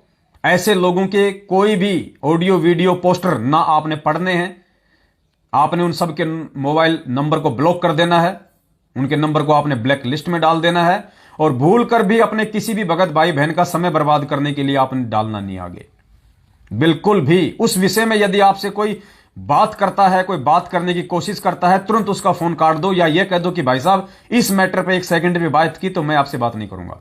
तुरंत फोन काट दो कि मेरा ऐसे व्यक्तियों से कोई संबंध नहीं है जिनका मेरे गुरुदेव से कोई संबंध नहीं है, जिनके अंदर एक भगत तो छोड़िए, एक आम व्यक्ति के भी लक्षण नहीं है, जो आम जनमानस से भी गई गुजरी और नीची श्रेणी के व्यक्ति हैं। ऐसे व्यक्तियों से मेरा किसी प्रकार का कोई संबंध, कोई लेन देन नहीं है। अगर आपको बात करनी है तो इस परमेश्वर से संबंधित कीजिए। अगर आप किसी ऐसे घटिया व्यक्ति या मनवेश व्यक्ति के विषय में बात करेंगे, मैं तुरंत आपका फोन काटूंगा। और इसमें यदि आप शर्माशर्मी करते हैं तो आप भी एक दिन उस श्रेणी में आ जाओगे, क्योंकि आपके अंदर संघर्ष करने की औकात नहीं है, फिर आपके अंदर संघर्ष करने की हिम्मत नहीं है, आप सच को सच कहने की हिम्मत नहीं है, फिर आपके अंदर काल आपको दबा लेगा। और जिस प्रकार उस जोधपुर वाले भाई के अंदर, जो जोधपुर की साथ संगति में आया था, जिस प्रकार उसके अंदर कुविचार पैदा हो गए, मनसा पाप पैदा हो गया दास के प्रति, भंडारे के पैसे को लेके, अब वो जिंदगी में कभी ऊपर नहीं उठ सकता, कभी भी, क्योंकि बड़ी मुश्किल से उसको परमात्मा ने जोड़े रखा था काफी समय तक, वरना आज से पहले ही वो काल के घेरे में जा चुका था। वरना फिर आप जिंदगी में कभी नहीं उठ पाओगे, कभी परमात्मा आपको स्वीकार नहीं करेगा फिर। और परमात्मा कहते हैं कि रहीमन धागा प्रेम का मत तोड़ो छिटकाए, और टूटे से फिर ना जुड़े, और जुड़े तो गांठ पड़ जाए। अब ये लास्ट एंड फाइनली छटनी है 2022। इस 2022 में परमात्मा अपने उन विशेष आत्माओं को, अपने उस विशेष हंसों को एक साइड में कर लेगा, सत्सेवकों में से भी छांट के, जिनकी परमात्मा आगामी समय में सेवा लेगा अपने आने के बाद। जिन आत्माओं को परमात्मा 24 घंटे अपने साथ रखा करेगा देश विदेश के टूर पे, उन आत्माओं की फाइनल छटनी 2022 है, और वो सत्सेवकों के अंदर से है, बाकी तो सब रिजेक्ट है। दूसरा सबसे अहम पहलू जिस पे आपको ध्यान देना है, क्योंकि काल किसी न किसी तरीके से आपको इस समय झुकाने का प्रयास करेगा, आपको तोड़ने का प्रयास करेगा, गुरु जी के प्रति आपके मन में शंकाएं पैदा करने का प्रयास करेगा, वो हर प्रकार के हथकंडे अपनाएगा। और काल कोई भी हथकंडा, ध्यान रखना, जगत वालों के माध्यम से नहीं अपनाएगा, आपके अपने संगत वालों के माध्यम से अपनाएगा, क्योंकि उसको पता है कि ये आत्माएं अगर धोखा खा सकती हैं तो संगत वालों के माध्यम से खा सकती हैं, जगत वालों के माध्यम से ये धोखा नहीं खाएंगे। इसलिए वो जिन जिन लोगों के अंदर कुप्रेरणा अपना काम निकलवाने के लिए करेगा, वो आपके अपने ही भूतपूर्व भगत भाई बहन होंगे, जिनको आप अपना भगत भाई बहन समझते हैं। जैसे मैनेजमेंट के माध्यम से 90% संगत को खा गया, और अब कुछ लोग हैं जो कि ट्रस्ट की आड़ में, जो ये कहते हैं कि हमने ये ट्रस्ट बना लिया, और अब हम ये ट्रस्ट बना के अब हम सतगुरु रामपाल जी भगवान से मिलने का प्रयास करेंगे, हिसार जेल में जाएंगे, हम उनकी रिहाई का प्रयास करेंगे, हम उनकी जमानत का प्रयास करेंगे। पुण्यात्माओं, ये सबसे भयंकर काल का जाल है, ध्यान रख लेना इस बात को। अगर आप ऐसे किसी भी मनवश व्यक्ति के साथ में जुड़ते हैं जो आज गुरुदेव के हिसार जेल में रहते सहते फालतू के ये ट्रस्ट वरस्ट बना रहे हैं और उसके माध्यम से आप भक्तों को जोड़ रहे हैं कि इस ट्रस्ट के मेंबर बन जाओ, इस ट्रस्ट के सदस्य बन जाओ, हमारे पास में ये सबूत हैं, हमारे पास में ये सबूत हैं, हम गुरुजी से मिलने का प्रयास करेंगे। अरे क्या मिलने का प्रयास करोगे तुम गुरुजी से? हम सच्चाई जानने का प्रयास करेंगे, हिसार जेल में जाके हम गुरुजी से मिलेंगे। अरे गुरुजी के विषय में सच्चाई जाननी है, बरवाला कांड के विषय में सच्चाई जाननी है तो परमेश्वर के सत्संगों के आधार से जान पाओगे, गुरुदेव के पास जाके नहीं जान पाओगे। ये परीक्षा का दौर है और परीक्षा के समय में कोई मूर्ख ये कहे कि चलो बच्चों सारे इकट्ठे होके पेन कॉपी को यहीं रख दो, कुछ नहीं लिखना किसी ने, चलो सारे इकट्ठे होके हम अपने टीचर के पास चलेंगे और टीचर ही हमें बताएगा कि क्या लिखना है क्या नहीं लिखना है। वो गधा है, गधा। वो उसको एक समझदार विद्यार्थी की श्रेणी में नहीं गिना जा सकता। वो मूर्ख है, वो भांग पी के आया हुआ है परीक्षा देने के लिए। तो कोई भाड़ में पड़े सो पड़े, लेकिन यह संदेशा केवल उन 10% सत्सेवकों को दिया जा रहा। आज 90% तो मूर्ख हैं, वो तो ऑलरेडी मैनेजमेंट के पीछे अपना कर्म धर्म नष्ट कर चुके हैं। सब परमेश्वर की मर्यादा से दूर हैं, परमात्मा के लक्ष्मण रेखा से दूर हैं। वो तो सारे घटिया कुक्रम ऑलरेडी वो कर चुके हैं। काल ने उनको अपनी हद में जकड़ लिया है। उनका तो कभी भी नाश या सर्वनाश निश्चित है। मात्र 10% आत्माएं जो हैं इस धरती पे वो परमेश्वर की है, मात्र 10%। और 10% में से 50% की छटनी 2022 में हो जाएगी, 50% की। अगर अभी भी आपने यदि सत्सेवक बनने के बावजूद भी अपने व्यवहार में, अपने आचरण में, अपनी सोच में, अरे तुम किसी को 5,000 रुपये उधार दे देते हो और 5,000 रुपये उधार देने के बाद उस बेचारे का तुम 50,000 का तो तुम उसका खून पी जाते हो। ये भक्ति हो रही है कि ड्रामा हो रहा है? तुम इंसान हो, जानवर अच्छे हैं तुम्हारे से तो जानवर। अरे गुरुदेव ने कितनी बार कहा सत्संगों में, या तो किसी की मदद मत करो। तुम क्यों फिर तुम दानी बनते हो? तुम क्यों दानवीर बनते हो फालतू में? जब तुम्हारी औकात अगर सहन करने की नहीं है, अगर तुम्हारी औकात अगर किसी को 2 रुपया उधार देके और फिर लेते समय शांति रखने की नहीं है, क्यों तुम फालतू के दानवीर बनते हो? क्यों तुम अपने कर्म फोड़ते हो? क्यों सामने वाले की आत्मा दुखाते हो? तुम मत दो किसी को जबरदस्ती, कोई तेरी जेब से थोड़ी निकाल रहा सामने वाला। उधार मांगना भगत का फर्ज है। एक दूसरे की जो मदद करना है वो गुरुदेव ने हमें सिखाया है। अगर तुम्हारी औकात अगर किसी की मदद करके और अगर सहनशीलता अपनाने की नहीं है तो मत करो किसी की मदद। तुम अपना भी कर्म फोड़ोगे, दूसरे की भी आत्मा दुखाओगे, वो दोष भी तुम अपने सिर पे लोगे। आजकल यही हो रहा है संगत में।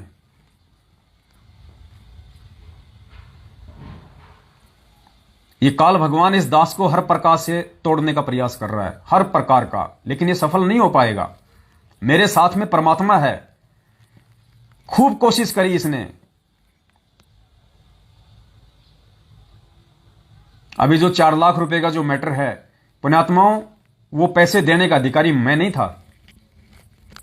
जिस प्रकार उस रणजीत ने मेरे ऊपर विश्वास करके और उसने वो 4 लाख रुपए मुझे दिए उस ओमपाल के लिए, मेरठ वाले के लिए, उसी प्रकार उस ओमपाल पे विश्वास करके और मैंने उन दोनों को आमने सामने उनको मैंने बैठा दिया।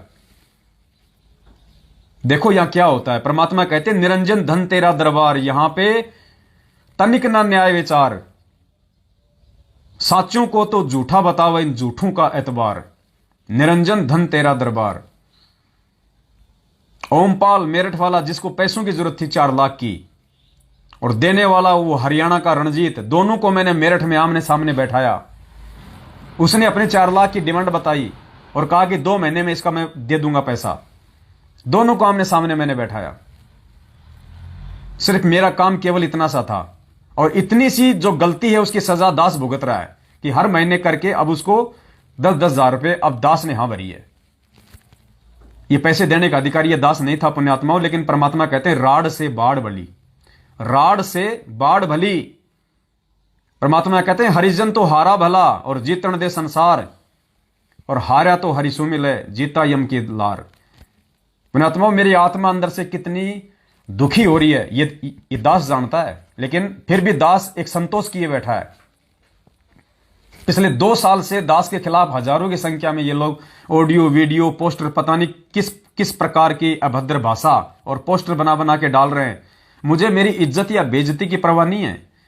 मुझे इस गंदे लोक में इज्जत प्राप्त करके अगले जन्म में मुझे गधा नहीं बनना, और ना ही भगत को कोई बेइज्जती की कोई होती है कोई टेंशन, क्योंकि जो अपना परिवार समाज सब कुछ त्याग चुका है इस परमात्मा के प्रति समर्पित होके, तो मेरी इज्जत और मेरी बेइज्जती केवल इस भक्ति में है। अगर मैं भक्ति करूंगा तो मेरी इज्जत है, और अगर मैं भक्ति छोड़ दूंगा तो मेरी बेइज्जती ही बेइज्जती है, चाहे मैं राष्ट्रपति के संपर्क में क्यों ना आ जाऊं। तो इज्जत और बेइज्जती की जो परिभाषा है वो दास ने अच्छे से जान रखी है। परमात्मा ने दास को अच्छे से समझा रखी कि बेटा इज्जत क्या होती है, बेइज्जती क्या होती है, लेकिन ये नालायक अपने वो कर्म फोड़ रहे हैं। इसलिए परमात्मा कहते हैं संत ना छोड़े संतता, चाहे कोटि की मिले असंत। ये जो असंत की भूमिका निभा रहे हैं, दास की आत्मा अंदर से रोती है, लेकिन दास उस चीज को जग जाहिर नहीं करता, और दास हमेशा प्रार्थना करता है कि परमात्मा इन नालायकों को क्षमा करना। लेकिन मालिक का विधान है, परमात्मा ने बोल दिया है कि जो भगत होके और किसी भगत की आत्मा दुखाएगा उसका बक्कल उतरेगा। दास किसी को कोई दुराशीष नहीं दे रहा, लेकिन दास उस परमात्मा का विधान बता रहा है जो परमेश्वर ने अपने सत्संगों में जो बता रखा है। दास आपको बार बार वो चीजें आपको सुनाता भी है।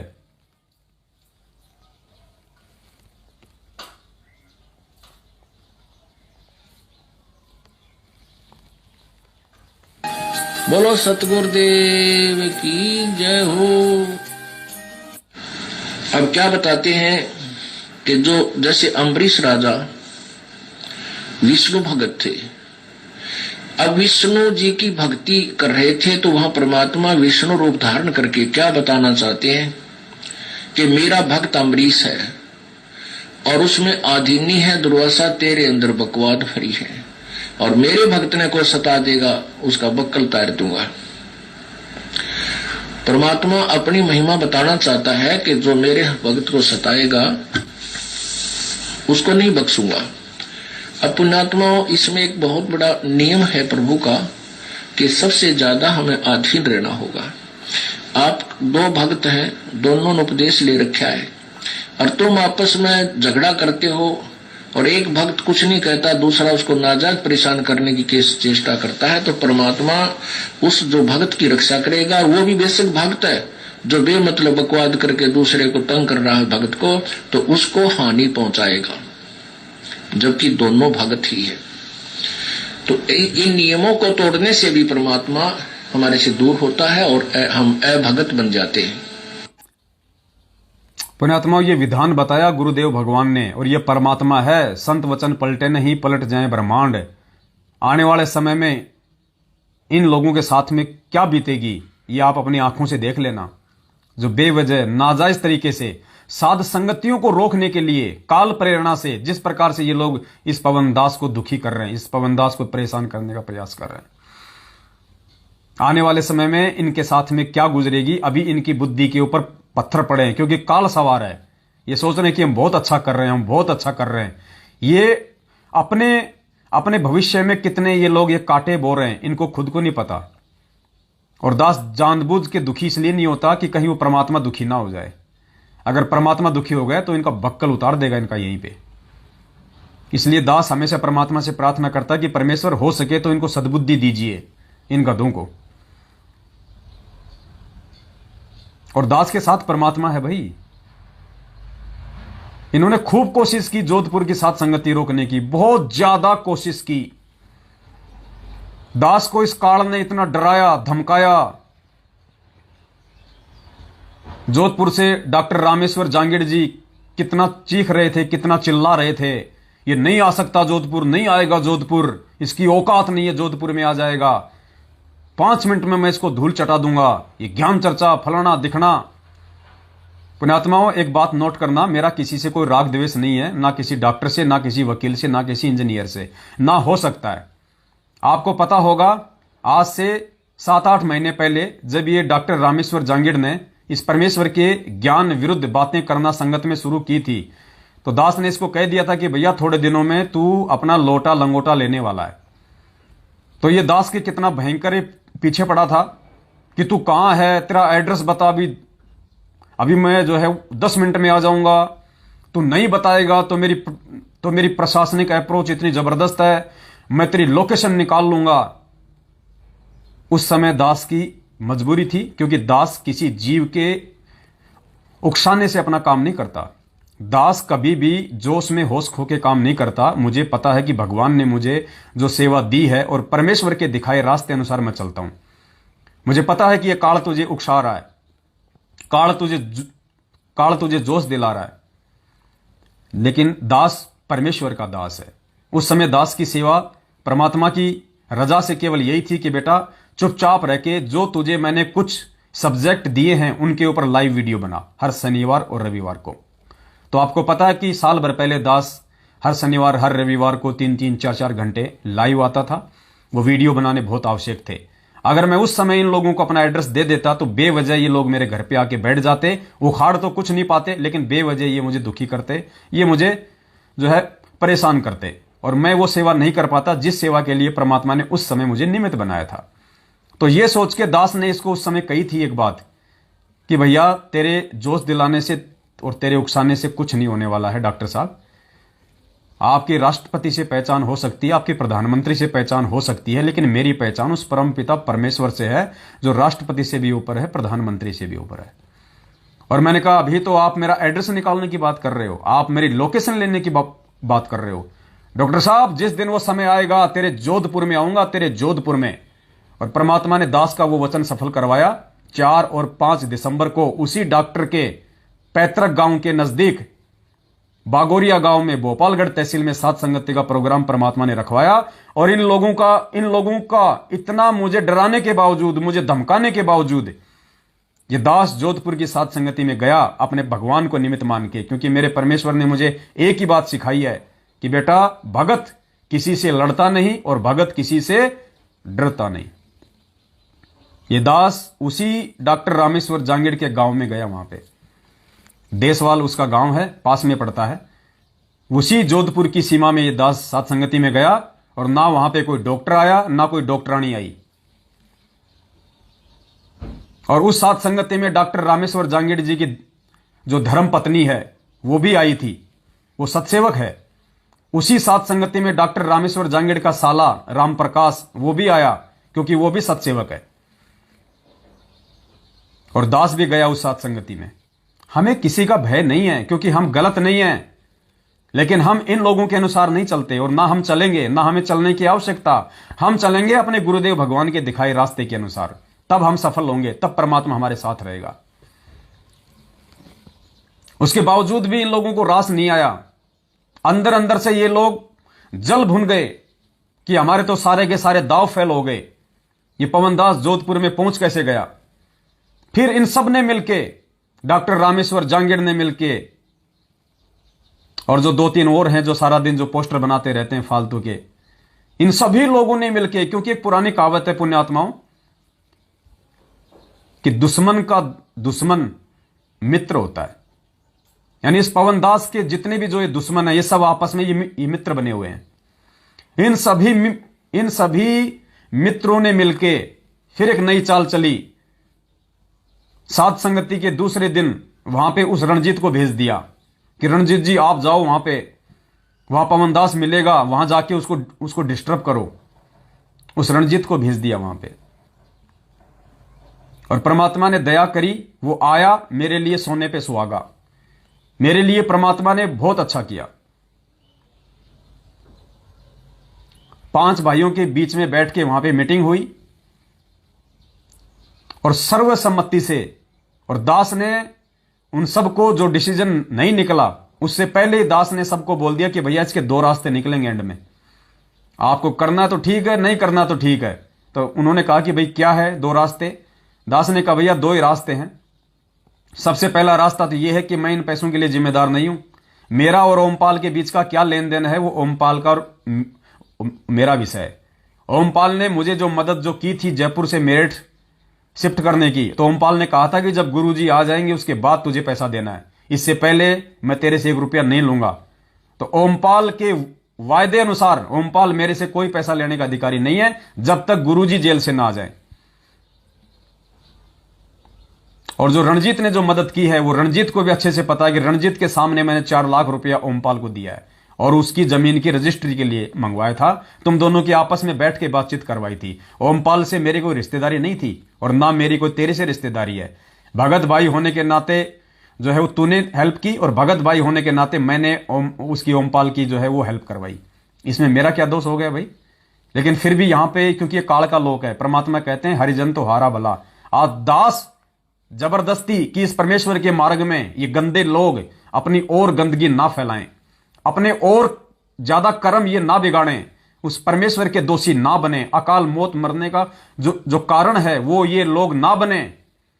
इसलिए दास ने वहां पे निर्दोष होते हुए दास ने झुकना ही उचित समझा और दास ने कहा कि भाई केवल 2 ही हैं इसके तरीके।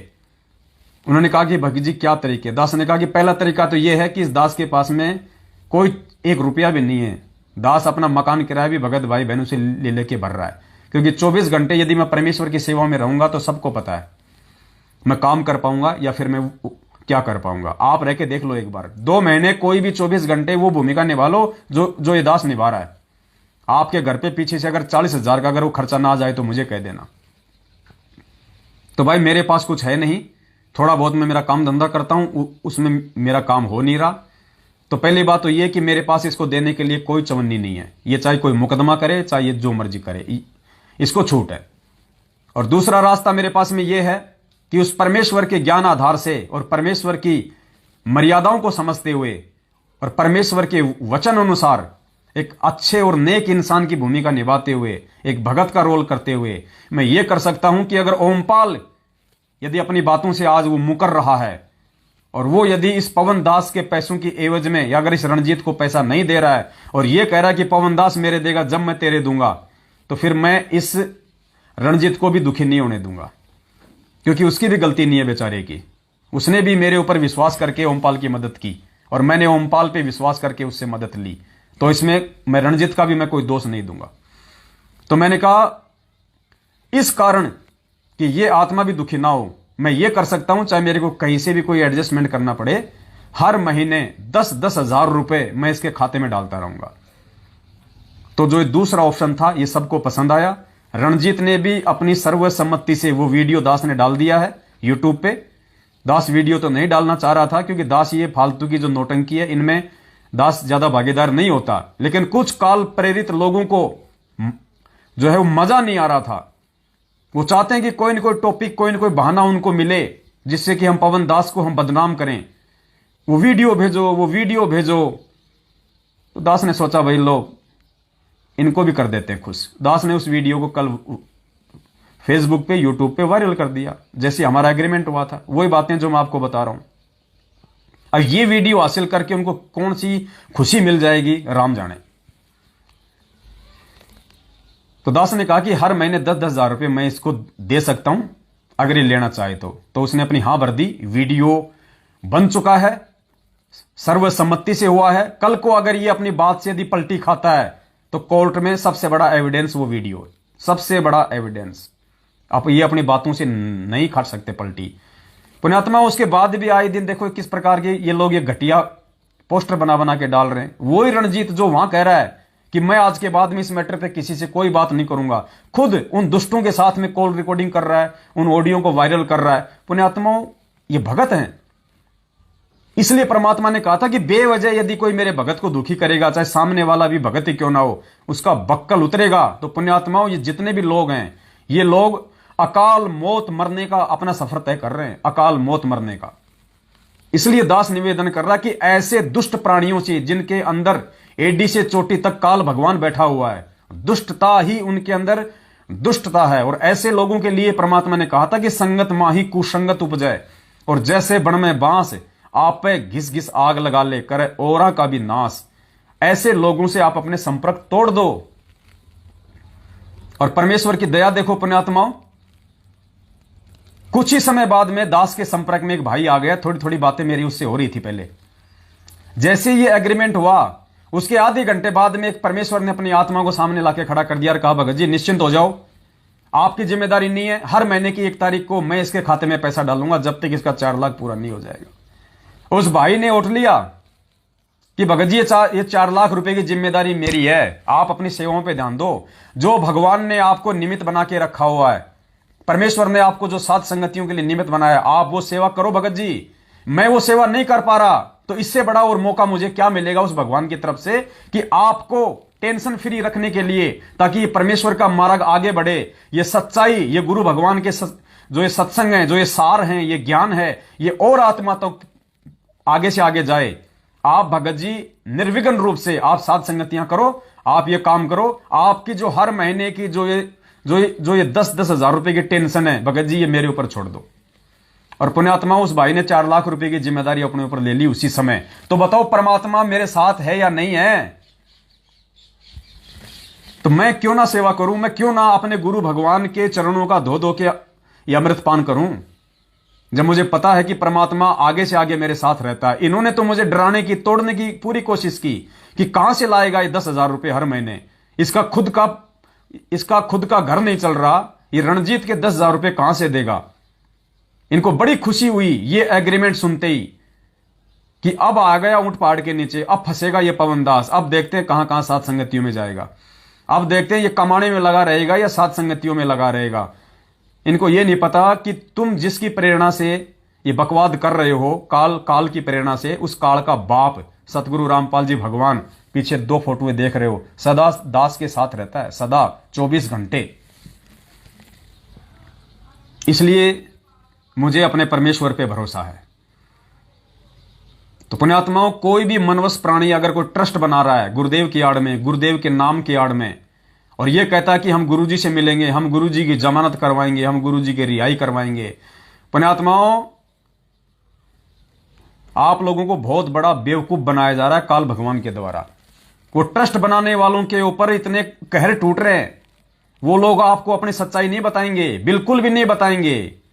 शशि भूषण दास जो ये ट्रस्ट बना रहा है कोई ये सतसेवक के नाम से, बिहार वाला, जो अपने आप को वकील कहता है, एडवोकेट कहता है, मुझे नहीं पता वो एडवोकेट है या नहीं है, वकील है या नहीं है, और होगा, मुझे उससे कोई लेना देना भी नहीं है। ये लोग काल प्रेरणा से ये बकवाद कर रहे हैं, और आप आत्माओं को फांसने के लिए, ताकि आप लोग भक्ति ना कर सको, आप लोग गुरु को भगवान ना मान सको।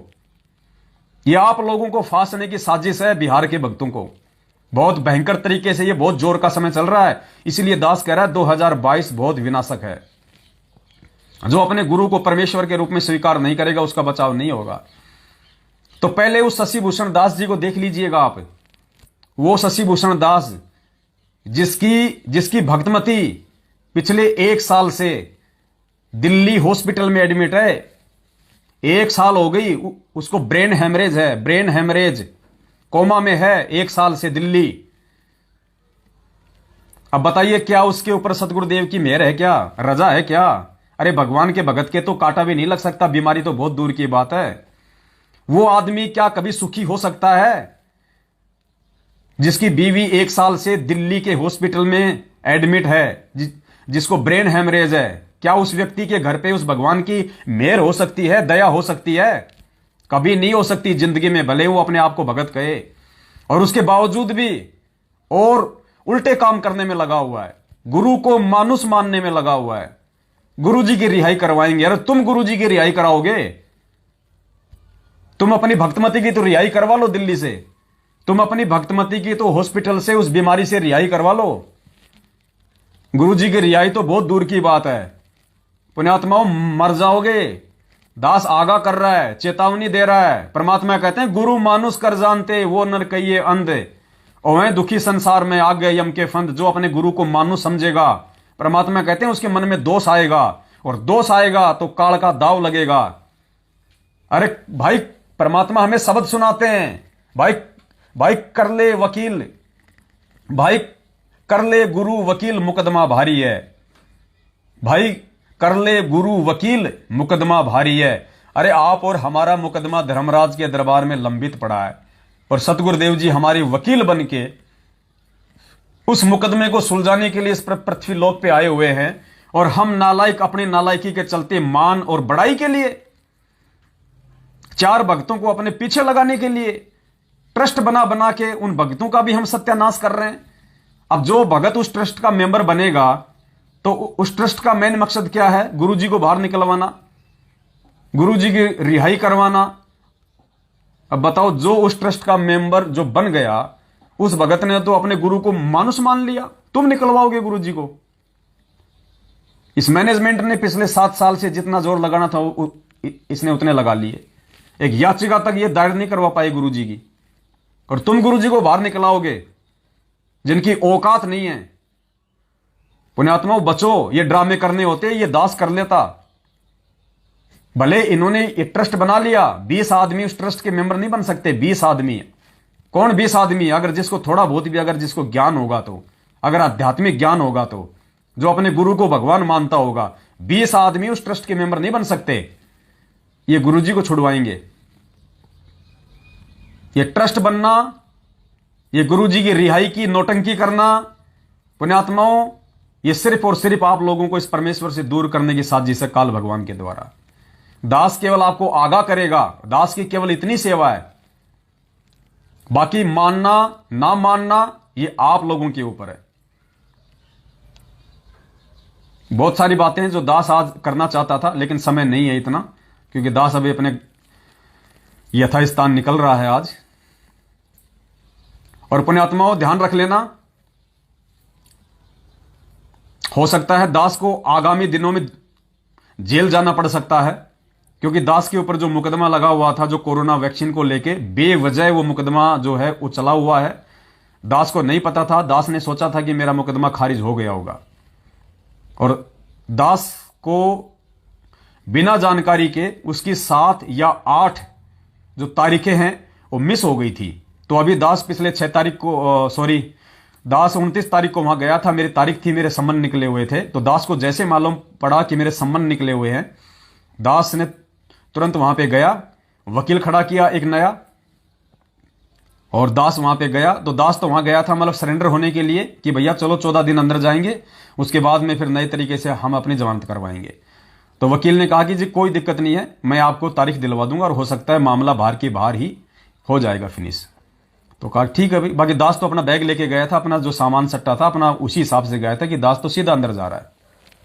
तो परमात्मा की दया हुई, दास को परमात्मा ने जोधपुर की सात संगति में भेजना था, इसलिए मेरी 6 तारीख लगी। फिर 6 तारीख को दास गया, तो 6 तारीख के बाद में अब वहां पे 17 तारीख लगी है। अब 17 तारीख को या तो कोई जो है वो सॉल्यूशन कोई निकल जाएगा, अगर कोई सॉल्यूशन नहीं निकला तो दास जानबूझ के दास उनको सरेंडर करेगा, और दास फिर हाई कोर्ट से ही अपनी जमानत करवाएगा। तो हो सकता है इस 17 तारीख को दास जेल भी जा सकता है 14-15 दिन के लिए, उस बेवजह के मुकदमे में जिसका कोई मतलब नहीं है। और हो सकता है दास के जेल जाने के बाद में, जो कि कोई विशेष कोई मैटर नहीं है, कुछ नहीं है, बेफिजूल का है, बेमतलब का है, लेकिन एक प्रोसीजर है। अगर एक बार आपके खिलाफ सम्मन निकल जाते हैं तो फिर आपको जेल आपको जाना पड़ेगा, वरना फिर तारीखों पे तारीखें लेते रहो। तो तारीखों पे तारीखें लेके पुण्यात्मा दास के पास में हराम के पैसे नहीं है कि मैं वकीलों को मैं देता रहूं तारीखों पे तारीखें लेने के लिए।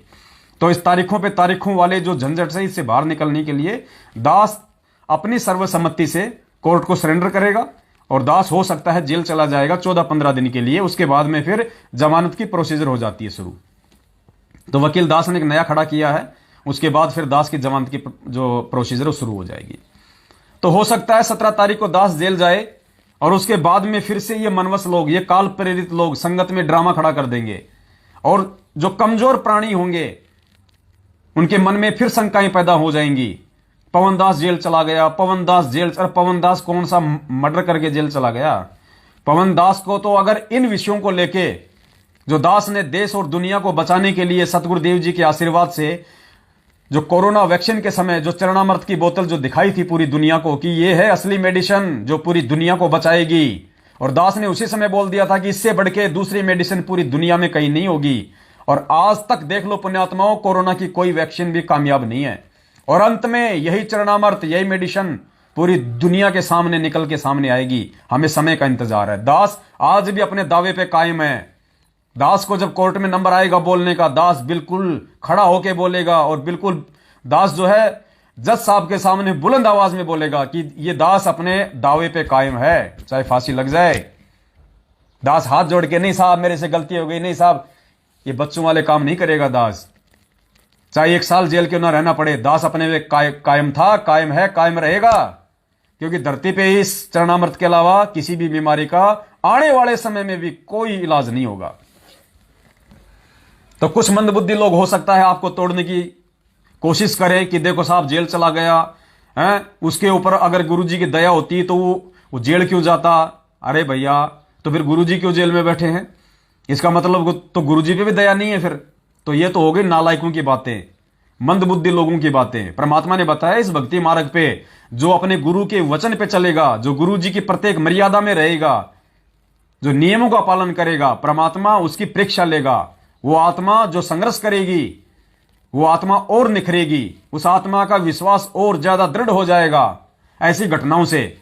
तो दास को तो अगर 1000 बार भी जेल जाना पड़े, अगर ऐसी बातों को लेके, विश्व हित की बातों को लेके, देश और दुनिया को बचाने की बातों को लेके, दास तो 1000 बार वीडियो बनाएगा। आगे भी कोई अगर बीमारी आएगी तो दास तो उसका भी वीडियो बनाएगा और यही चरणामृत दिखाएगा कि यही है वो मेडिसिन जो पूरी दुनिया को बचाएगी। और दास को चाहे 1000 बार जेल जाना पड़ा तो दास 1000 बार जेल जाएगा। इन चीजों से दास पीछे नहीं हटेगा। ये सत का मार्ग है, भगवान ने दिखा दिया। चेताना हमारा काम है, हम चेताएंगे, सरकार को भी चेताएंगे, हम संगत को भी चेताएंगे, हम दुनिया वालों को भी हम चेताएंगे। तो हो सकता है दास महीने भर के लिए या 14-15 दिन के लिए जेल भी जा सकता है। अगर वकील अगर तारीखों पे तारीखें दिलवाएगा तो दास तारीखों पे तारीखें नहीं लेगा, दास अपने आप को सरेंडर कर देगा और 14 दिन की जो प्रोसीजर होती है उसके बाद में फिर बाहर जमानत के लिए अप्लाई हो जाती है। तो दास जेल जाएगा, अपनी सहमति से जाएगा, किसी के जबरदस्ती ठोकने से नहीं जा रहा दास जेल में। तो हो सकता है मेरे पीछे से कुछ नालायक, कुछ मनवस लोग, कुछ काल प्रेरित लोग जो दास से ईर्ष्या रखते हैं, जो मेरे सत्सेवक भाई बहनों से जो वो जलते हैं, ऐसे लोग हो सकता है झूठी बात का बतंगड़ बना बना के, ऑडियो वीडियो पोस्टर बना बना के, क्योंकि उनका मुख्य काम क्या है, किसी भी तरीके से जो आत्माएं साध संगति से जुड़ी हुई है इनको तोड़ा जाए, इनके मनोबल को गिराया जाए, गुरुजी के ऊपर से और साध संगतियों के ऊपर से इनके विश्वास को तोड़ा जाए। उनका मुख्य मकसद ही यही होगा। और पुण्यात्माओं, यही आपने नहीं होने देना। ये पवन दास जेल तो क्या, अगर इसकी गर्दन भी कट जाए तो आपने साध संगतियां करनी नहीं छोड़नी है। आपने परमेश्वर के मार्ग को 2 कदम ऊपर ही लेके जाना है। पीछे झुकने का मानस बिल्कुल मत बना लेना और विश्वास रखना परमेश्वर तुम सबके साथ में है, भगवान तुम सबके साथ में है, बस वो परीक्षा लेता अपने बच्चों की। तो ऐसे किसी भी व्यक्ति के झांसे में नहीं आना है। ये दास जेल चला जाए कोई बड़ी बात नहीं है। पीछे से अपने कजोड़ भगत जी हैं, शंका समाधान के 4 नंबर हैं, आप उनके संपर्क में रहिएगा। जहां भी कोई साध संगति होगी आपको उसकी जानकारी देंगे हमारे भाई बंधु, आपको नॉलेज मिलता रहेगा। और अगर वो भी ना हो, कुछ भी ना हो, तो भी पुण्यात्माओं ये ज्ञान आधार सदा अपने पास में रखना और गुरुदेव को सदा अपने शीश पे बैठा हुआ समझना, क्योंकि परीक्षा उसी आत्मा की होगी, संघर्ष भगवान उसी आत्मा से करवाएगा जिसको परमात्मा ने पार करना होगा। गुरुदेव ने क्या बताया, लोहार उसी लोहे की वस्तु बनाता है जिस लोहे से उसने कोई औजार बनाना होगा, और औजार बनने के बाद उसकी कीमत बनती है। अब 1 किलो लोहा 20-25 रुपए किलो आता है, और अगर 100 ग्राम लोहे का अगर कोई वस्तु अगर बना दे तो लोहार अकेले 100 ग्राम वस्तु का जो उसने औजार बनाया है उसी का 100 रुपए ले लेता है। तो कहां तो 1 किलो का 100 रुपए और कहां 100 ग्राम का 100 रुपए। तो परमेश्वर हमें वो चीज बनाना चाहते हैं, परमेश्वर हमें वो भगत बनाना चाहते हैं, परमेश्वर हमें उस लेवल का दास बनाना चाहते हैं जिसके बाद हमारी कीमत बने और हम परमेश्वर के सतलोक में पैर रखने के लायक बने। तो पुण्यात्माओं, ये परमेश्वर का मार्ग है, बहुत ही सोच समझ के, और आपने ये धैर्य रखना पड़ेगा। आपने बहुत ही विवेक के साथ में, आप 2 भगत हैं, आप 3 भगत हैं, आप तीनों आप सत्सेवक हैं, आप तीनों साध संगतियों में आ रहे हैं। कल को उनमें से एक यदि काल प्रेरित हो जाता है, जो सबसे अच्छा मान रहे थे आप उन तीनों में से, वो सबसे अच्छा यदि कल को किसी वजह से, ज्ञान की कमी से, नासमझी की वजह से, अज्ञानता की वजह से, या अपने कमजोर भक्ति संस्कारों की वजह से किसी दूसरे ने उसके मन में कोई शंका डाल दी, वो भ्रमित हो गया, पुण्यात्माओं उसकी तरफ नहीं देखना है। वो चाहे कितना अच्छा सत्सेवक था, वो चाहे हर साथ संगति में आता था, वो चाहे 5-5 हजार रुपए की सेवा करता था। आपने उसको देख के नहीं चलना। भक्ति मार्ग में अगर चलना है आपने तो गुरुदेव को देख के चलना है और गुरुदेव के तत्व ज्ञान को देख के चलना है। आपने उसकी बातों से आहत नहीं होना, अपने आप को उसकी बातों से आपने कमजोर नहीं बनाना। आपने यह देखना है कि यह गलत कहां है, इसके ऊपर काल का दाव कहां लगा है, वो दाव मेरे ऊपर ना लग जाए। आपने अपने भाइयों के प्रति कोई शंका पैदा नहीं करनी, साथ संगतियों के प्रति कोई शंका पैदा नहीं करनी। पुण्यात्माओं, ये पवनदास और जितने भी मेरे भगत भाई बहन जो साथ संगतियों में मुख्य भूमिका निभा रहे हैं, पुण्यात्माओं, हम ये गर्दन कटवा सकते हैं लेकिन हम एक पैसे का दुरुपयोग नहीं करेंगे। एक पैसे का दुरुपयोग हम कह चुके हैं कि जिस दिन इस परमेश्वर के मार्ग में हमने जानबूझ के एक पैसे का भी दुरुपयोग किया या अपने निजी जीवन में भगत भाई बहनों के उस पैसे का या उस भंडारे के पैसे का अगर 1 रुपये का भी मिसयूज किया, परमात्मा उसी क्षण हमारे सिर में कीड़े डालना। इससे बड़ा प्रूफ और कोई नहीं दे सकता। मैं हनुमान नहीं हूं जो मैं छाती पाड़ के दिखा दूंगा। और उसके बाद भी यदि किसी नालायक को विश्वास नहीं होता है सत्सेवकों पे, तो फिर वो भाड़ में जाए, वो फिर उस परमेश्वर के लायक नहीं है। उसके लिए परमात्मा कहते हैं कि इतनी सच्चाई देखने के बाद भी, इतना सब कुछ जानने के बाद भी, इतनी सत्सेवकों से साध संगति करने के बाद भी अगर उसको विश्वास नहीं बन पा रहा है तो परमेश्वर ने उसको क्या कहा है, वो कौन सी संज्ञा में है, ध्यान से सुन लेना। जब भी कोई गुमराह होता है तो फिर उनके लिए तो गरीबदास जी की वाणी है, ये चातुर पुराणी चोरे हैं, मूड मुग्ध है ठोठे, संतों के नहीं काम के है, इनको दे गल चोट। चातुर प्राणी कौन? ये कानपुरिया जैसे, ये बिहार वालों जैसे, ये राजस्थान वाले जैसे, जो बेवजह अपने स्वार्थ के लिए, अपनी राग द्वेष और ईर्ष्या की पूर्ति के लिए, अपने अंदर जो जहर भरा हुआ है इस पवनदास के प्रति, उसको निकालने के लिए जो फालतू में व्यर्थ के ऑडियो वीडियो पोस्टर बना बना के भगत समाज में शंकाएं पैदा करते हैं, जो अपनी गंदगी फैलाते हैं, वो हैं चातुर प्राणी। और उन चातुर प्राणियों के पीछे लग के, उनकी बातों पे विश्वास करके, जो उनके पीछे लगते हैं, जो सच्चाई को स्वीकार नहीं करते, उनके लिए परमात्मा ने कहा कि वो चातुर प्राणी और उनके पीछे लगे हुए, उन दोनों को तो फिर मरने देना चाहिए उनको। भी कोई गुमराह होता है तो फिर उनके लिए तो गरीबदास जी की वाणी है, ये चातुर पुराणी चोरे हैं, मूड मुग्ध है ठोठे, संतों के नहीं काम के है, इनको दे गल चोट। चतुर प्राणी वो है जो सच्चाई बतावे, मीठी मीठी बात बना के दुनिया ने गुमराह करें, शास्त्र विरुद्ध साधना बतावें, अपनी लतीफेदार कथा और वचन सुना के। और मूड वो है जो सतने आंखों देखकर भी ना माने। फिर कहा कि ये तो उन न जोगे हैं, दोनों कुएं में पड़न जोगे, जो सत मार्ग को सामने भी नहीं देख रहे, देखकर भी नहीं स्वीकार कर रहे हैं। तो वो तो चोर बताए जो शास्त्र विरुद्ध साधना बतावे, वेदों में लिखा कुछ बतावे कुछ, कुरान शरीफ में लिखा कुछ बतावे कुछ, पवित्र बाइबल में लिखा कुछ बताओ। तो परमेश्वर ने वो तो चोर बताए जो सारी सच्चाई से परिचित होने के बावजूद भी अपनी राग द्वेष और ईर्ष्या वाली आग को ठंडा करने के लिए आप जैसी अच्छी आत्माओं को मोहरा बनाते हैं। वो तो चोर हैं, वो चातुर हैं। और मूड वो हैं जो साध संगतियों से जुड़ने के बाद भी, सत्सेवक भाई बहनों को अपनी आंखों से देखने के बाद भी, सारा हिसाब किताब उनकी आंखों के सामने होता है, सारा सब कुछ वो क्लियर होने के बावजूद भी जो उन चातुर प्राणियों के ऊपर ही विश्वास करते हैं, जो उन्हीं की बातों में आ जाते हैं, तो कहते हैं वो चातुर प्राणी चोर है और मूड मुग्ध है ठोठ, संतों के नहीं काम के, इनको दो गड़जोट। उन दोनों को तो आपस में एक दूसरे के बांध देना चाहिए और नालायकों को कुएं में डाल देना चाहिए कि तुम भाड़ में जाओ, कुएं में पड़ो, तुम उस परमेश्वर के लायक नहीं हो, तुम साध संगतियों के लायक नहीं हो। तो पुण्यात्माओं, दास बार बार संदेश नहीं दे पाएगा। दास को भी अपना कोई छोटा मोटा काम धंधा करना है, दास को भी अपनी भक्ति करनी है, दास का भी भक्ति से ही आत्म कल्याण संभव है। और अब आप लोगों ने समझने का प्रयास करना पड़ेगा। आप भी यदि आप छोटी छोटी बातों को लेके, छोटे छोटे विषयों को लेके अगर आप एक दूसरे पे शंका ही पैदा करते रहोगे, तो दास के कहने का मतलब यह, फिर आप जी भगत कब बनोगे? आप वैसे कौन से दिन बनोगे जैसा आपको परमात्मा चाहता है बनाना। अब एक भाई था, उसने ऐसे कोई शंका जाहिर कर दी, इतने समय से साध संगति से जुड़ा हुआ है, कह रहा पवन भगत जी, जब आप जोधपुर में साध संगति में बैठे हुए थे तो एक बिल्ली आ गई थी और उधर जो भोग प्रसाद रखा हुआ था वहां पे वो मुंह लगा गई और आपने कहा कि जी कोई बात नहीं, कोई बात नहीं, क्या पता परमात्मा कौन से रूप में आके और अपना भोग लगा जाए। फिर उसने अपना दिमाग लगाया कि हमें तो गुरुजी ने यह बताया है कि परमात्मा तो 3 स्थिति में आता है। एक स्थिति में शिशु रूप धारण करके कमल के फूल पे, एक स्थिति में वो जब चाहे जहां प्रकट हो जाए, और एक स्थिति में परमात्मा पूरा जीवन एक सामान्य एक व्यक्ति का जीवन जीता है। तो 3 स्थिति में आता है परमात्मा। तो परमात्मा बिल्ली बन के कहां आ गया?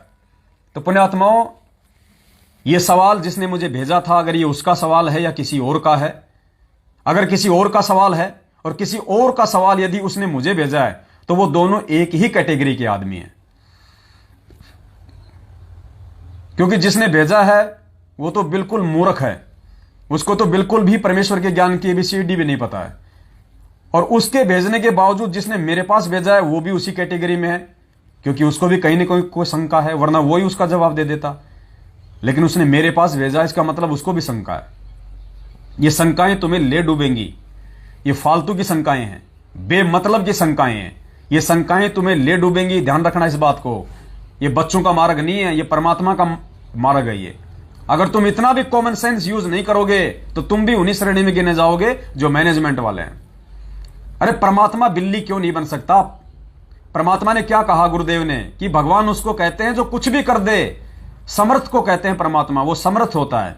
और जो ये कहता है कि परमात्मा ये नहीं कर सकता, परमात्मा वो नहीं कर सकता, तो गुरुजी ने कहा कि वो तो मूढ़ आदमी है, कति मूर्ख आदमी है। उसको तो भगवान की परिभाषा का भी नहीं पता। अरे जब नाम ही हम उसका परमात्मा रख रहे हैं तो परमात्मा तो कुछ भी कर सकता भाई। अब बताओ, इनको इसी बात पे शंका होगी कि परमात्मा बिल्ली कैसे बन गए। अरे परमात्मा तो भाई साहब, जिस समय नामदेव रोटी खा रहे थे और परमात्मा एक कुत्ते का रूप बना के उसकी रोटी छीन के भाग पड़ा, तो क्या बताया गुरुदेव ने? नामदेव जी उसके पीछे पीछे दौड़ रहे हैं, आगे वो परमात्मा दौड़ रहा है उस कुत्ते के रूप में, और नामदेव जी कह रहे हैं कि परमात्मा रुको रुको, भगवान रुको, वो चुपड़ी हुई रोटी नहीं है, लो थोड़ा सा इसको घी लगा देता हूं, मैं थोड़ा सा इसको घी लगा देता हूं, ये चुपड़ जाएगी। कुत्ता वहीं रुक गया, नामदेव जी ने रोटी को घी लगाया और परमात्मा बोले, दोनों खा रहे थे वहीं पे उसी रोटी को। कुत्ता भी जो परमेश्वर बना हुआ था, अपने भगत के भाव देखने के लिए, अपने भगत के वहां पे भोग लगाने के लिए, वो कुत्ता जो परमेश्वर के रूप में था उस समय, ये समर्थ है पुण्यात्माओं, कुछ भी कर सकता है। और नामदेव जी दोनों वो एक ही रोटी खा रहे हैं और दुनिया कह रही है कि ये नामदेव जो है ये पागल हो गया, ये छिपा तो पागल हो गया। तो वहां पे कुत्ते की भूमिका किसने निभाई थी भाई? जो ये कहता है कि वो परमात्मा बिल्ली बन के भोग नहीं लगा सकता। और जब वो शंखासुर नाम का राक्षस वेदों को चुरा के ब्रह्मा जी से जब वो समुद्र में डुबोने जा रहा था, अरे तो वरहा रूप बना के, वरहा क्या होता है पता है? सुअर। वरहा रूप बना के उन वेदों को शंखासुर से किसने छुड़ाए? इस कबीर परमात्मा ने। वो वरहा रूप जिसे दुनिया कहती है कि वो विष्णु जी ने बनाया, वो विष्णु ये कबीर परमात्मा था, सतगुरु रामपाल जी भगवान था, जिसने वरहा रूप बना के, सुअर का रूप बना के शंखासुर को मारा और वेदों को बचाया। तो क्या नहीं बन सकता परमात्मा?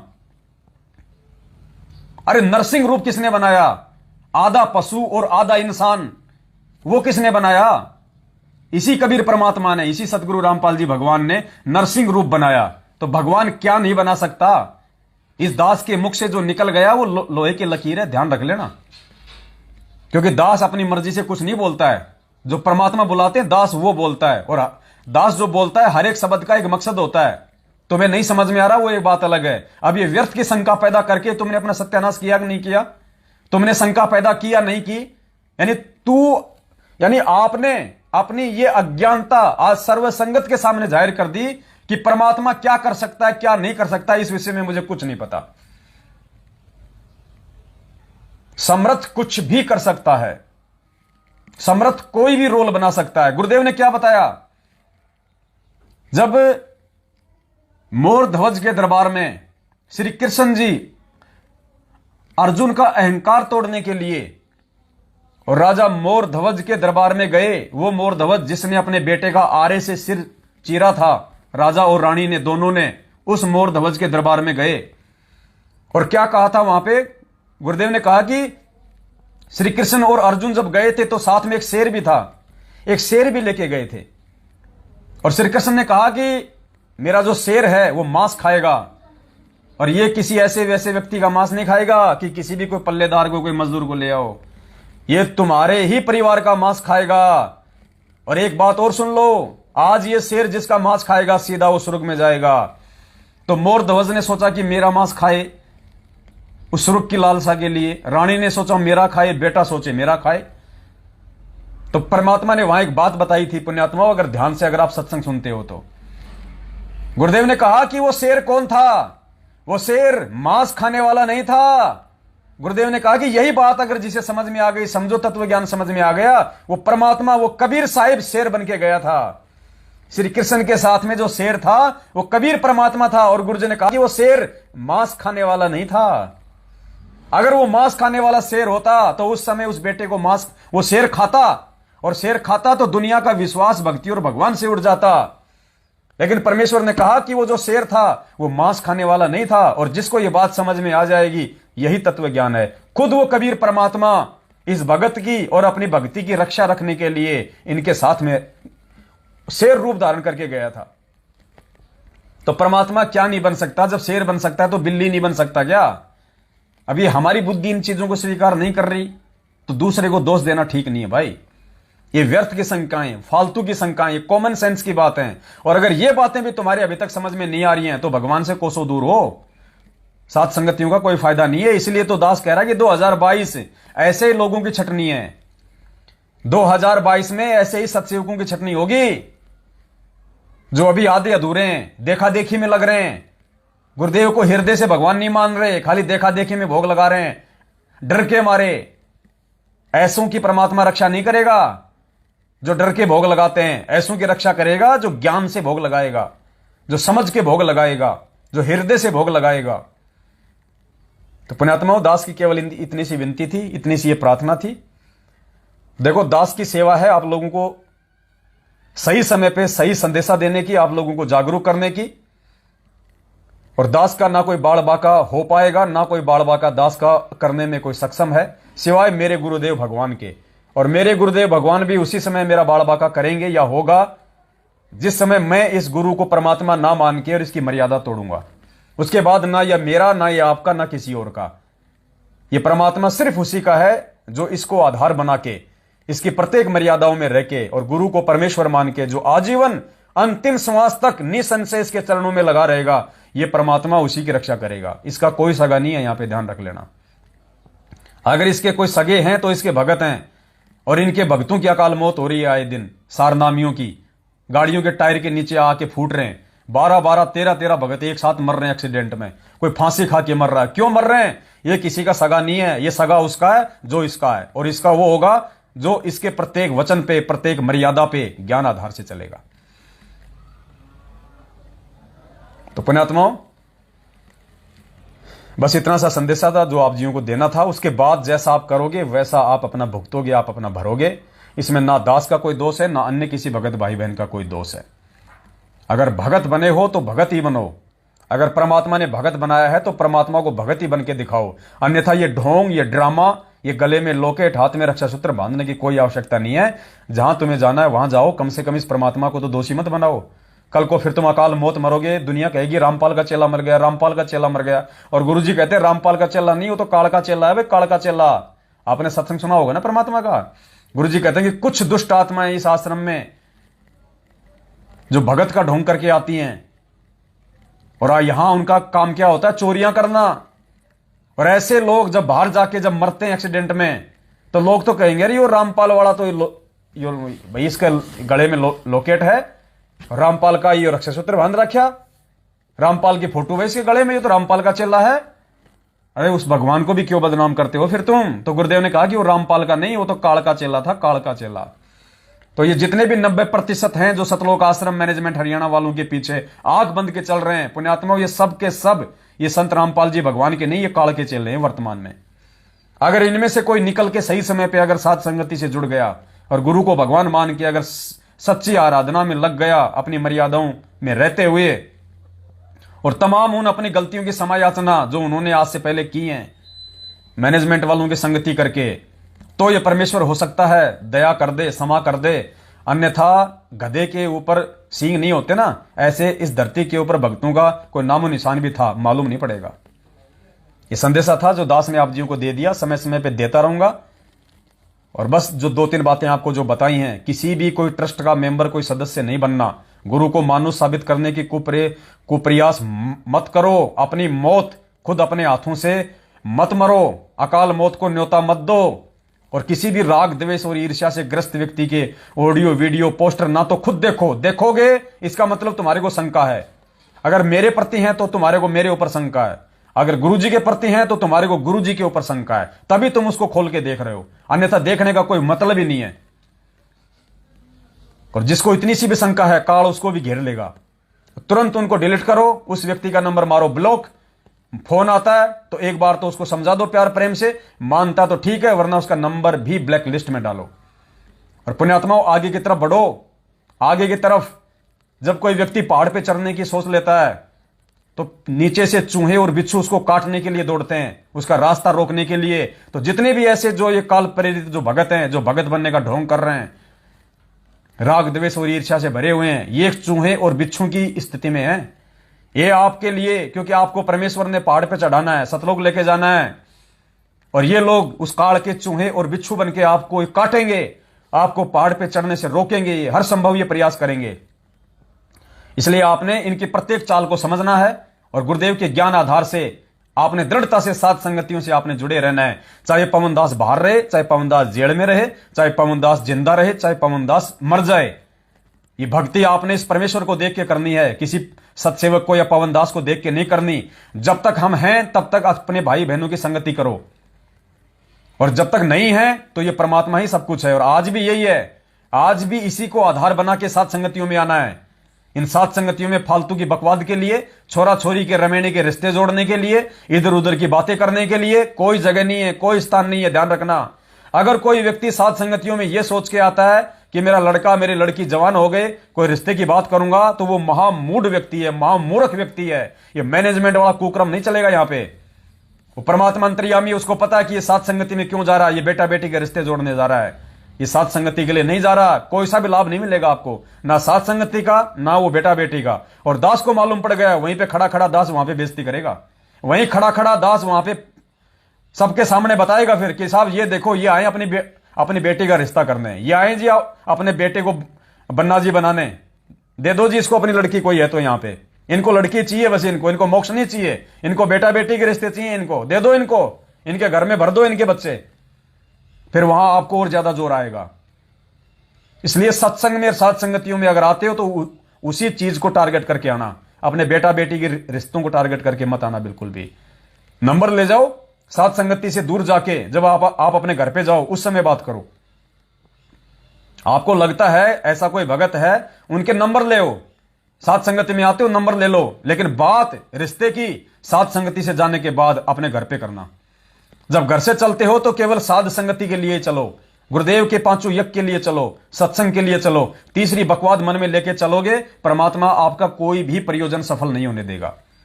बस इतना सा संदेशा था। दास लेट हो रहा है। बंदी छोड़, सतगुरु रामपाल जी भगवान की जय हो। सत साहिब।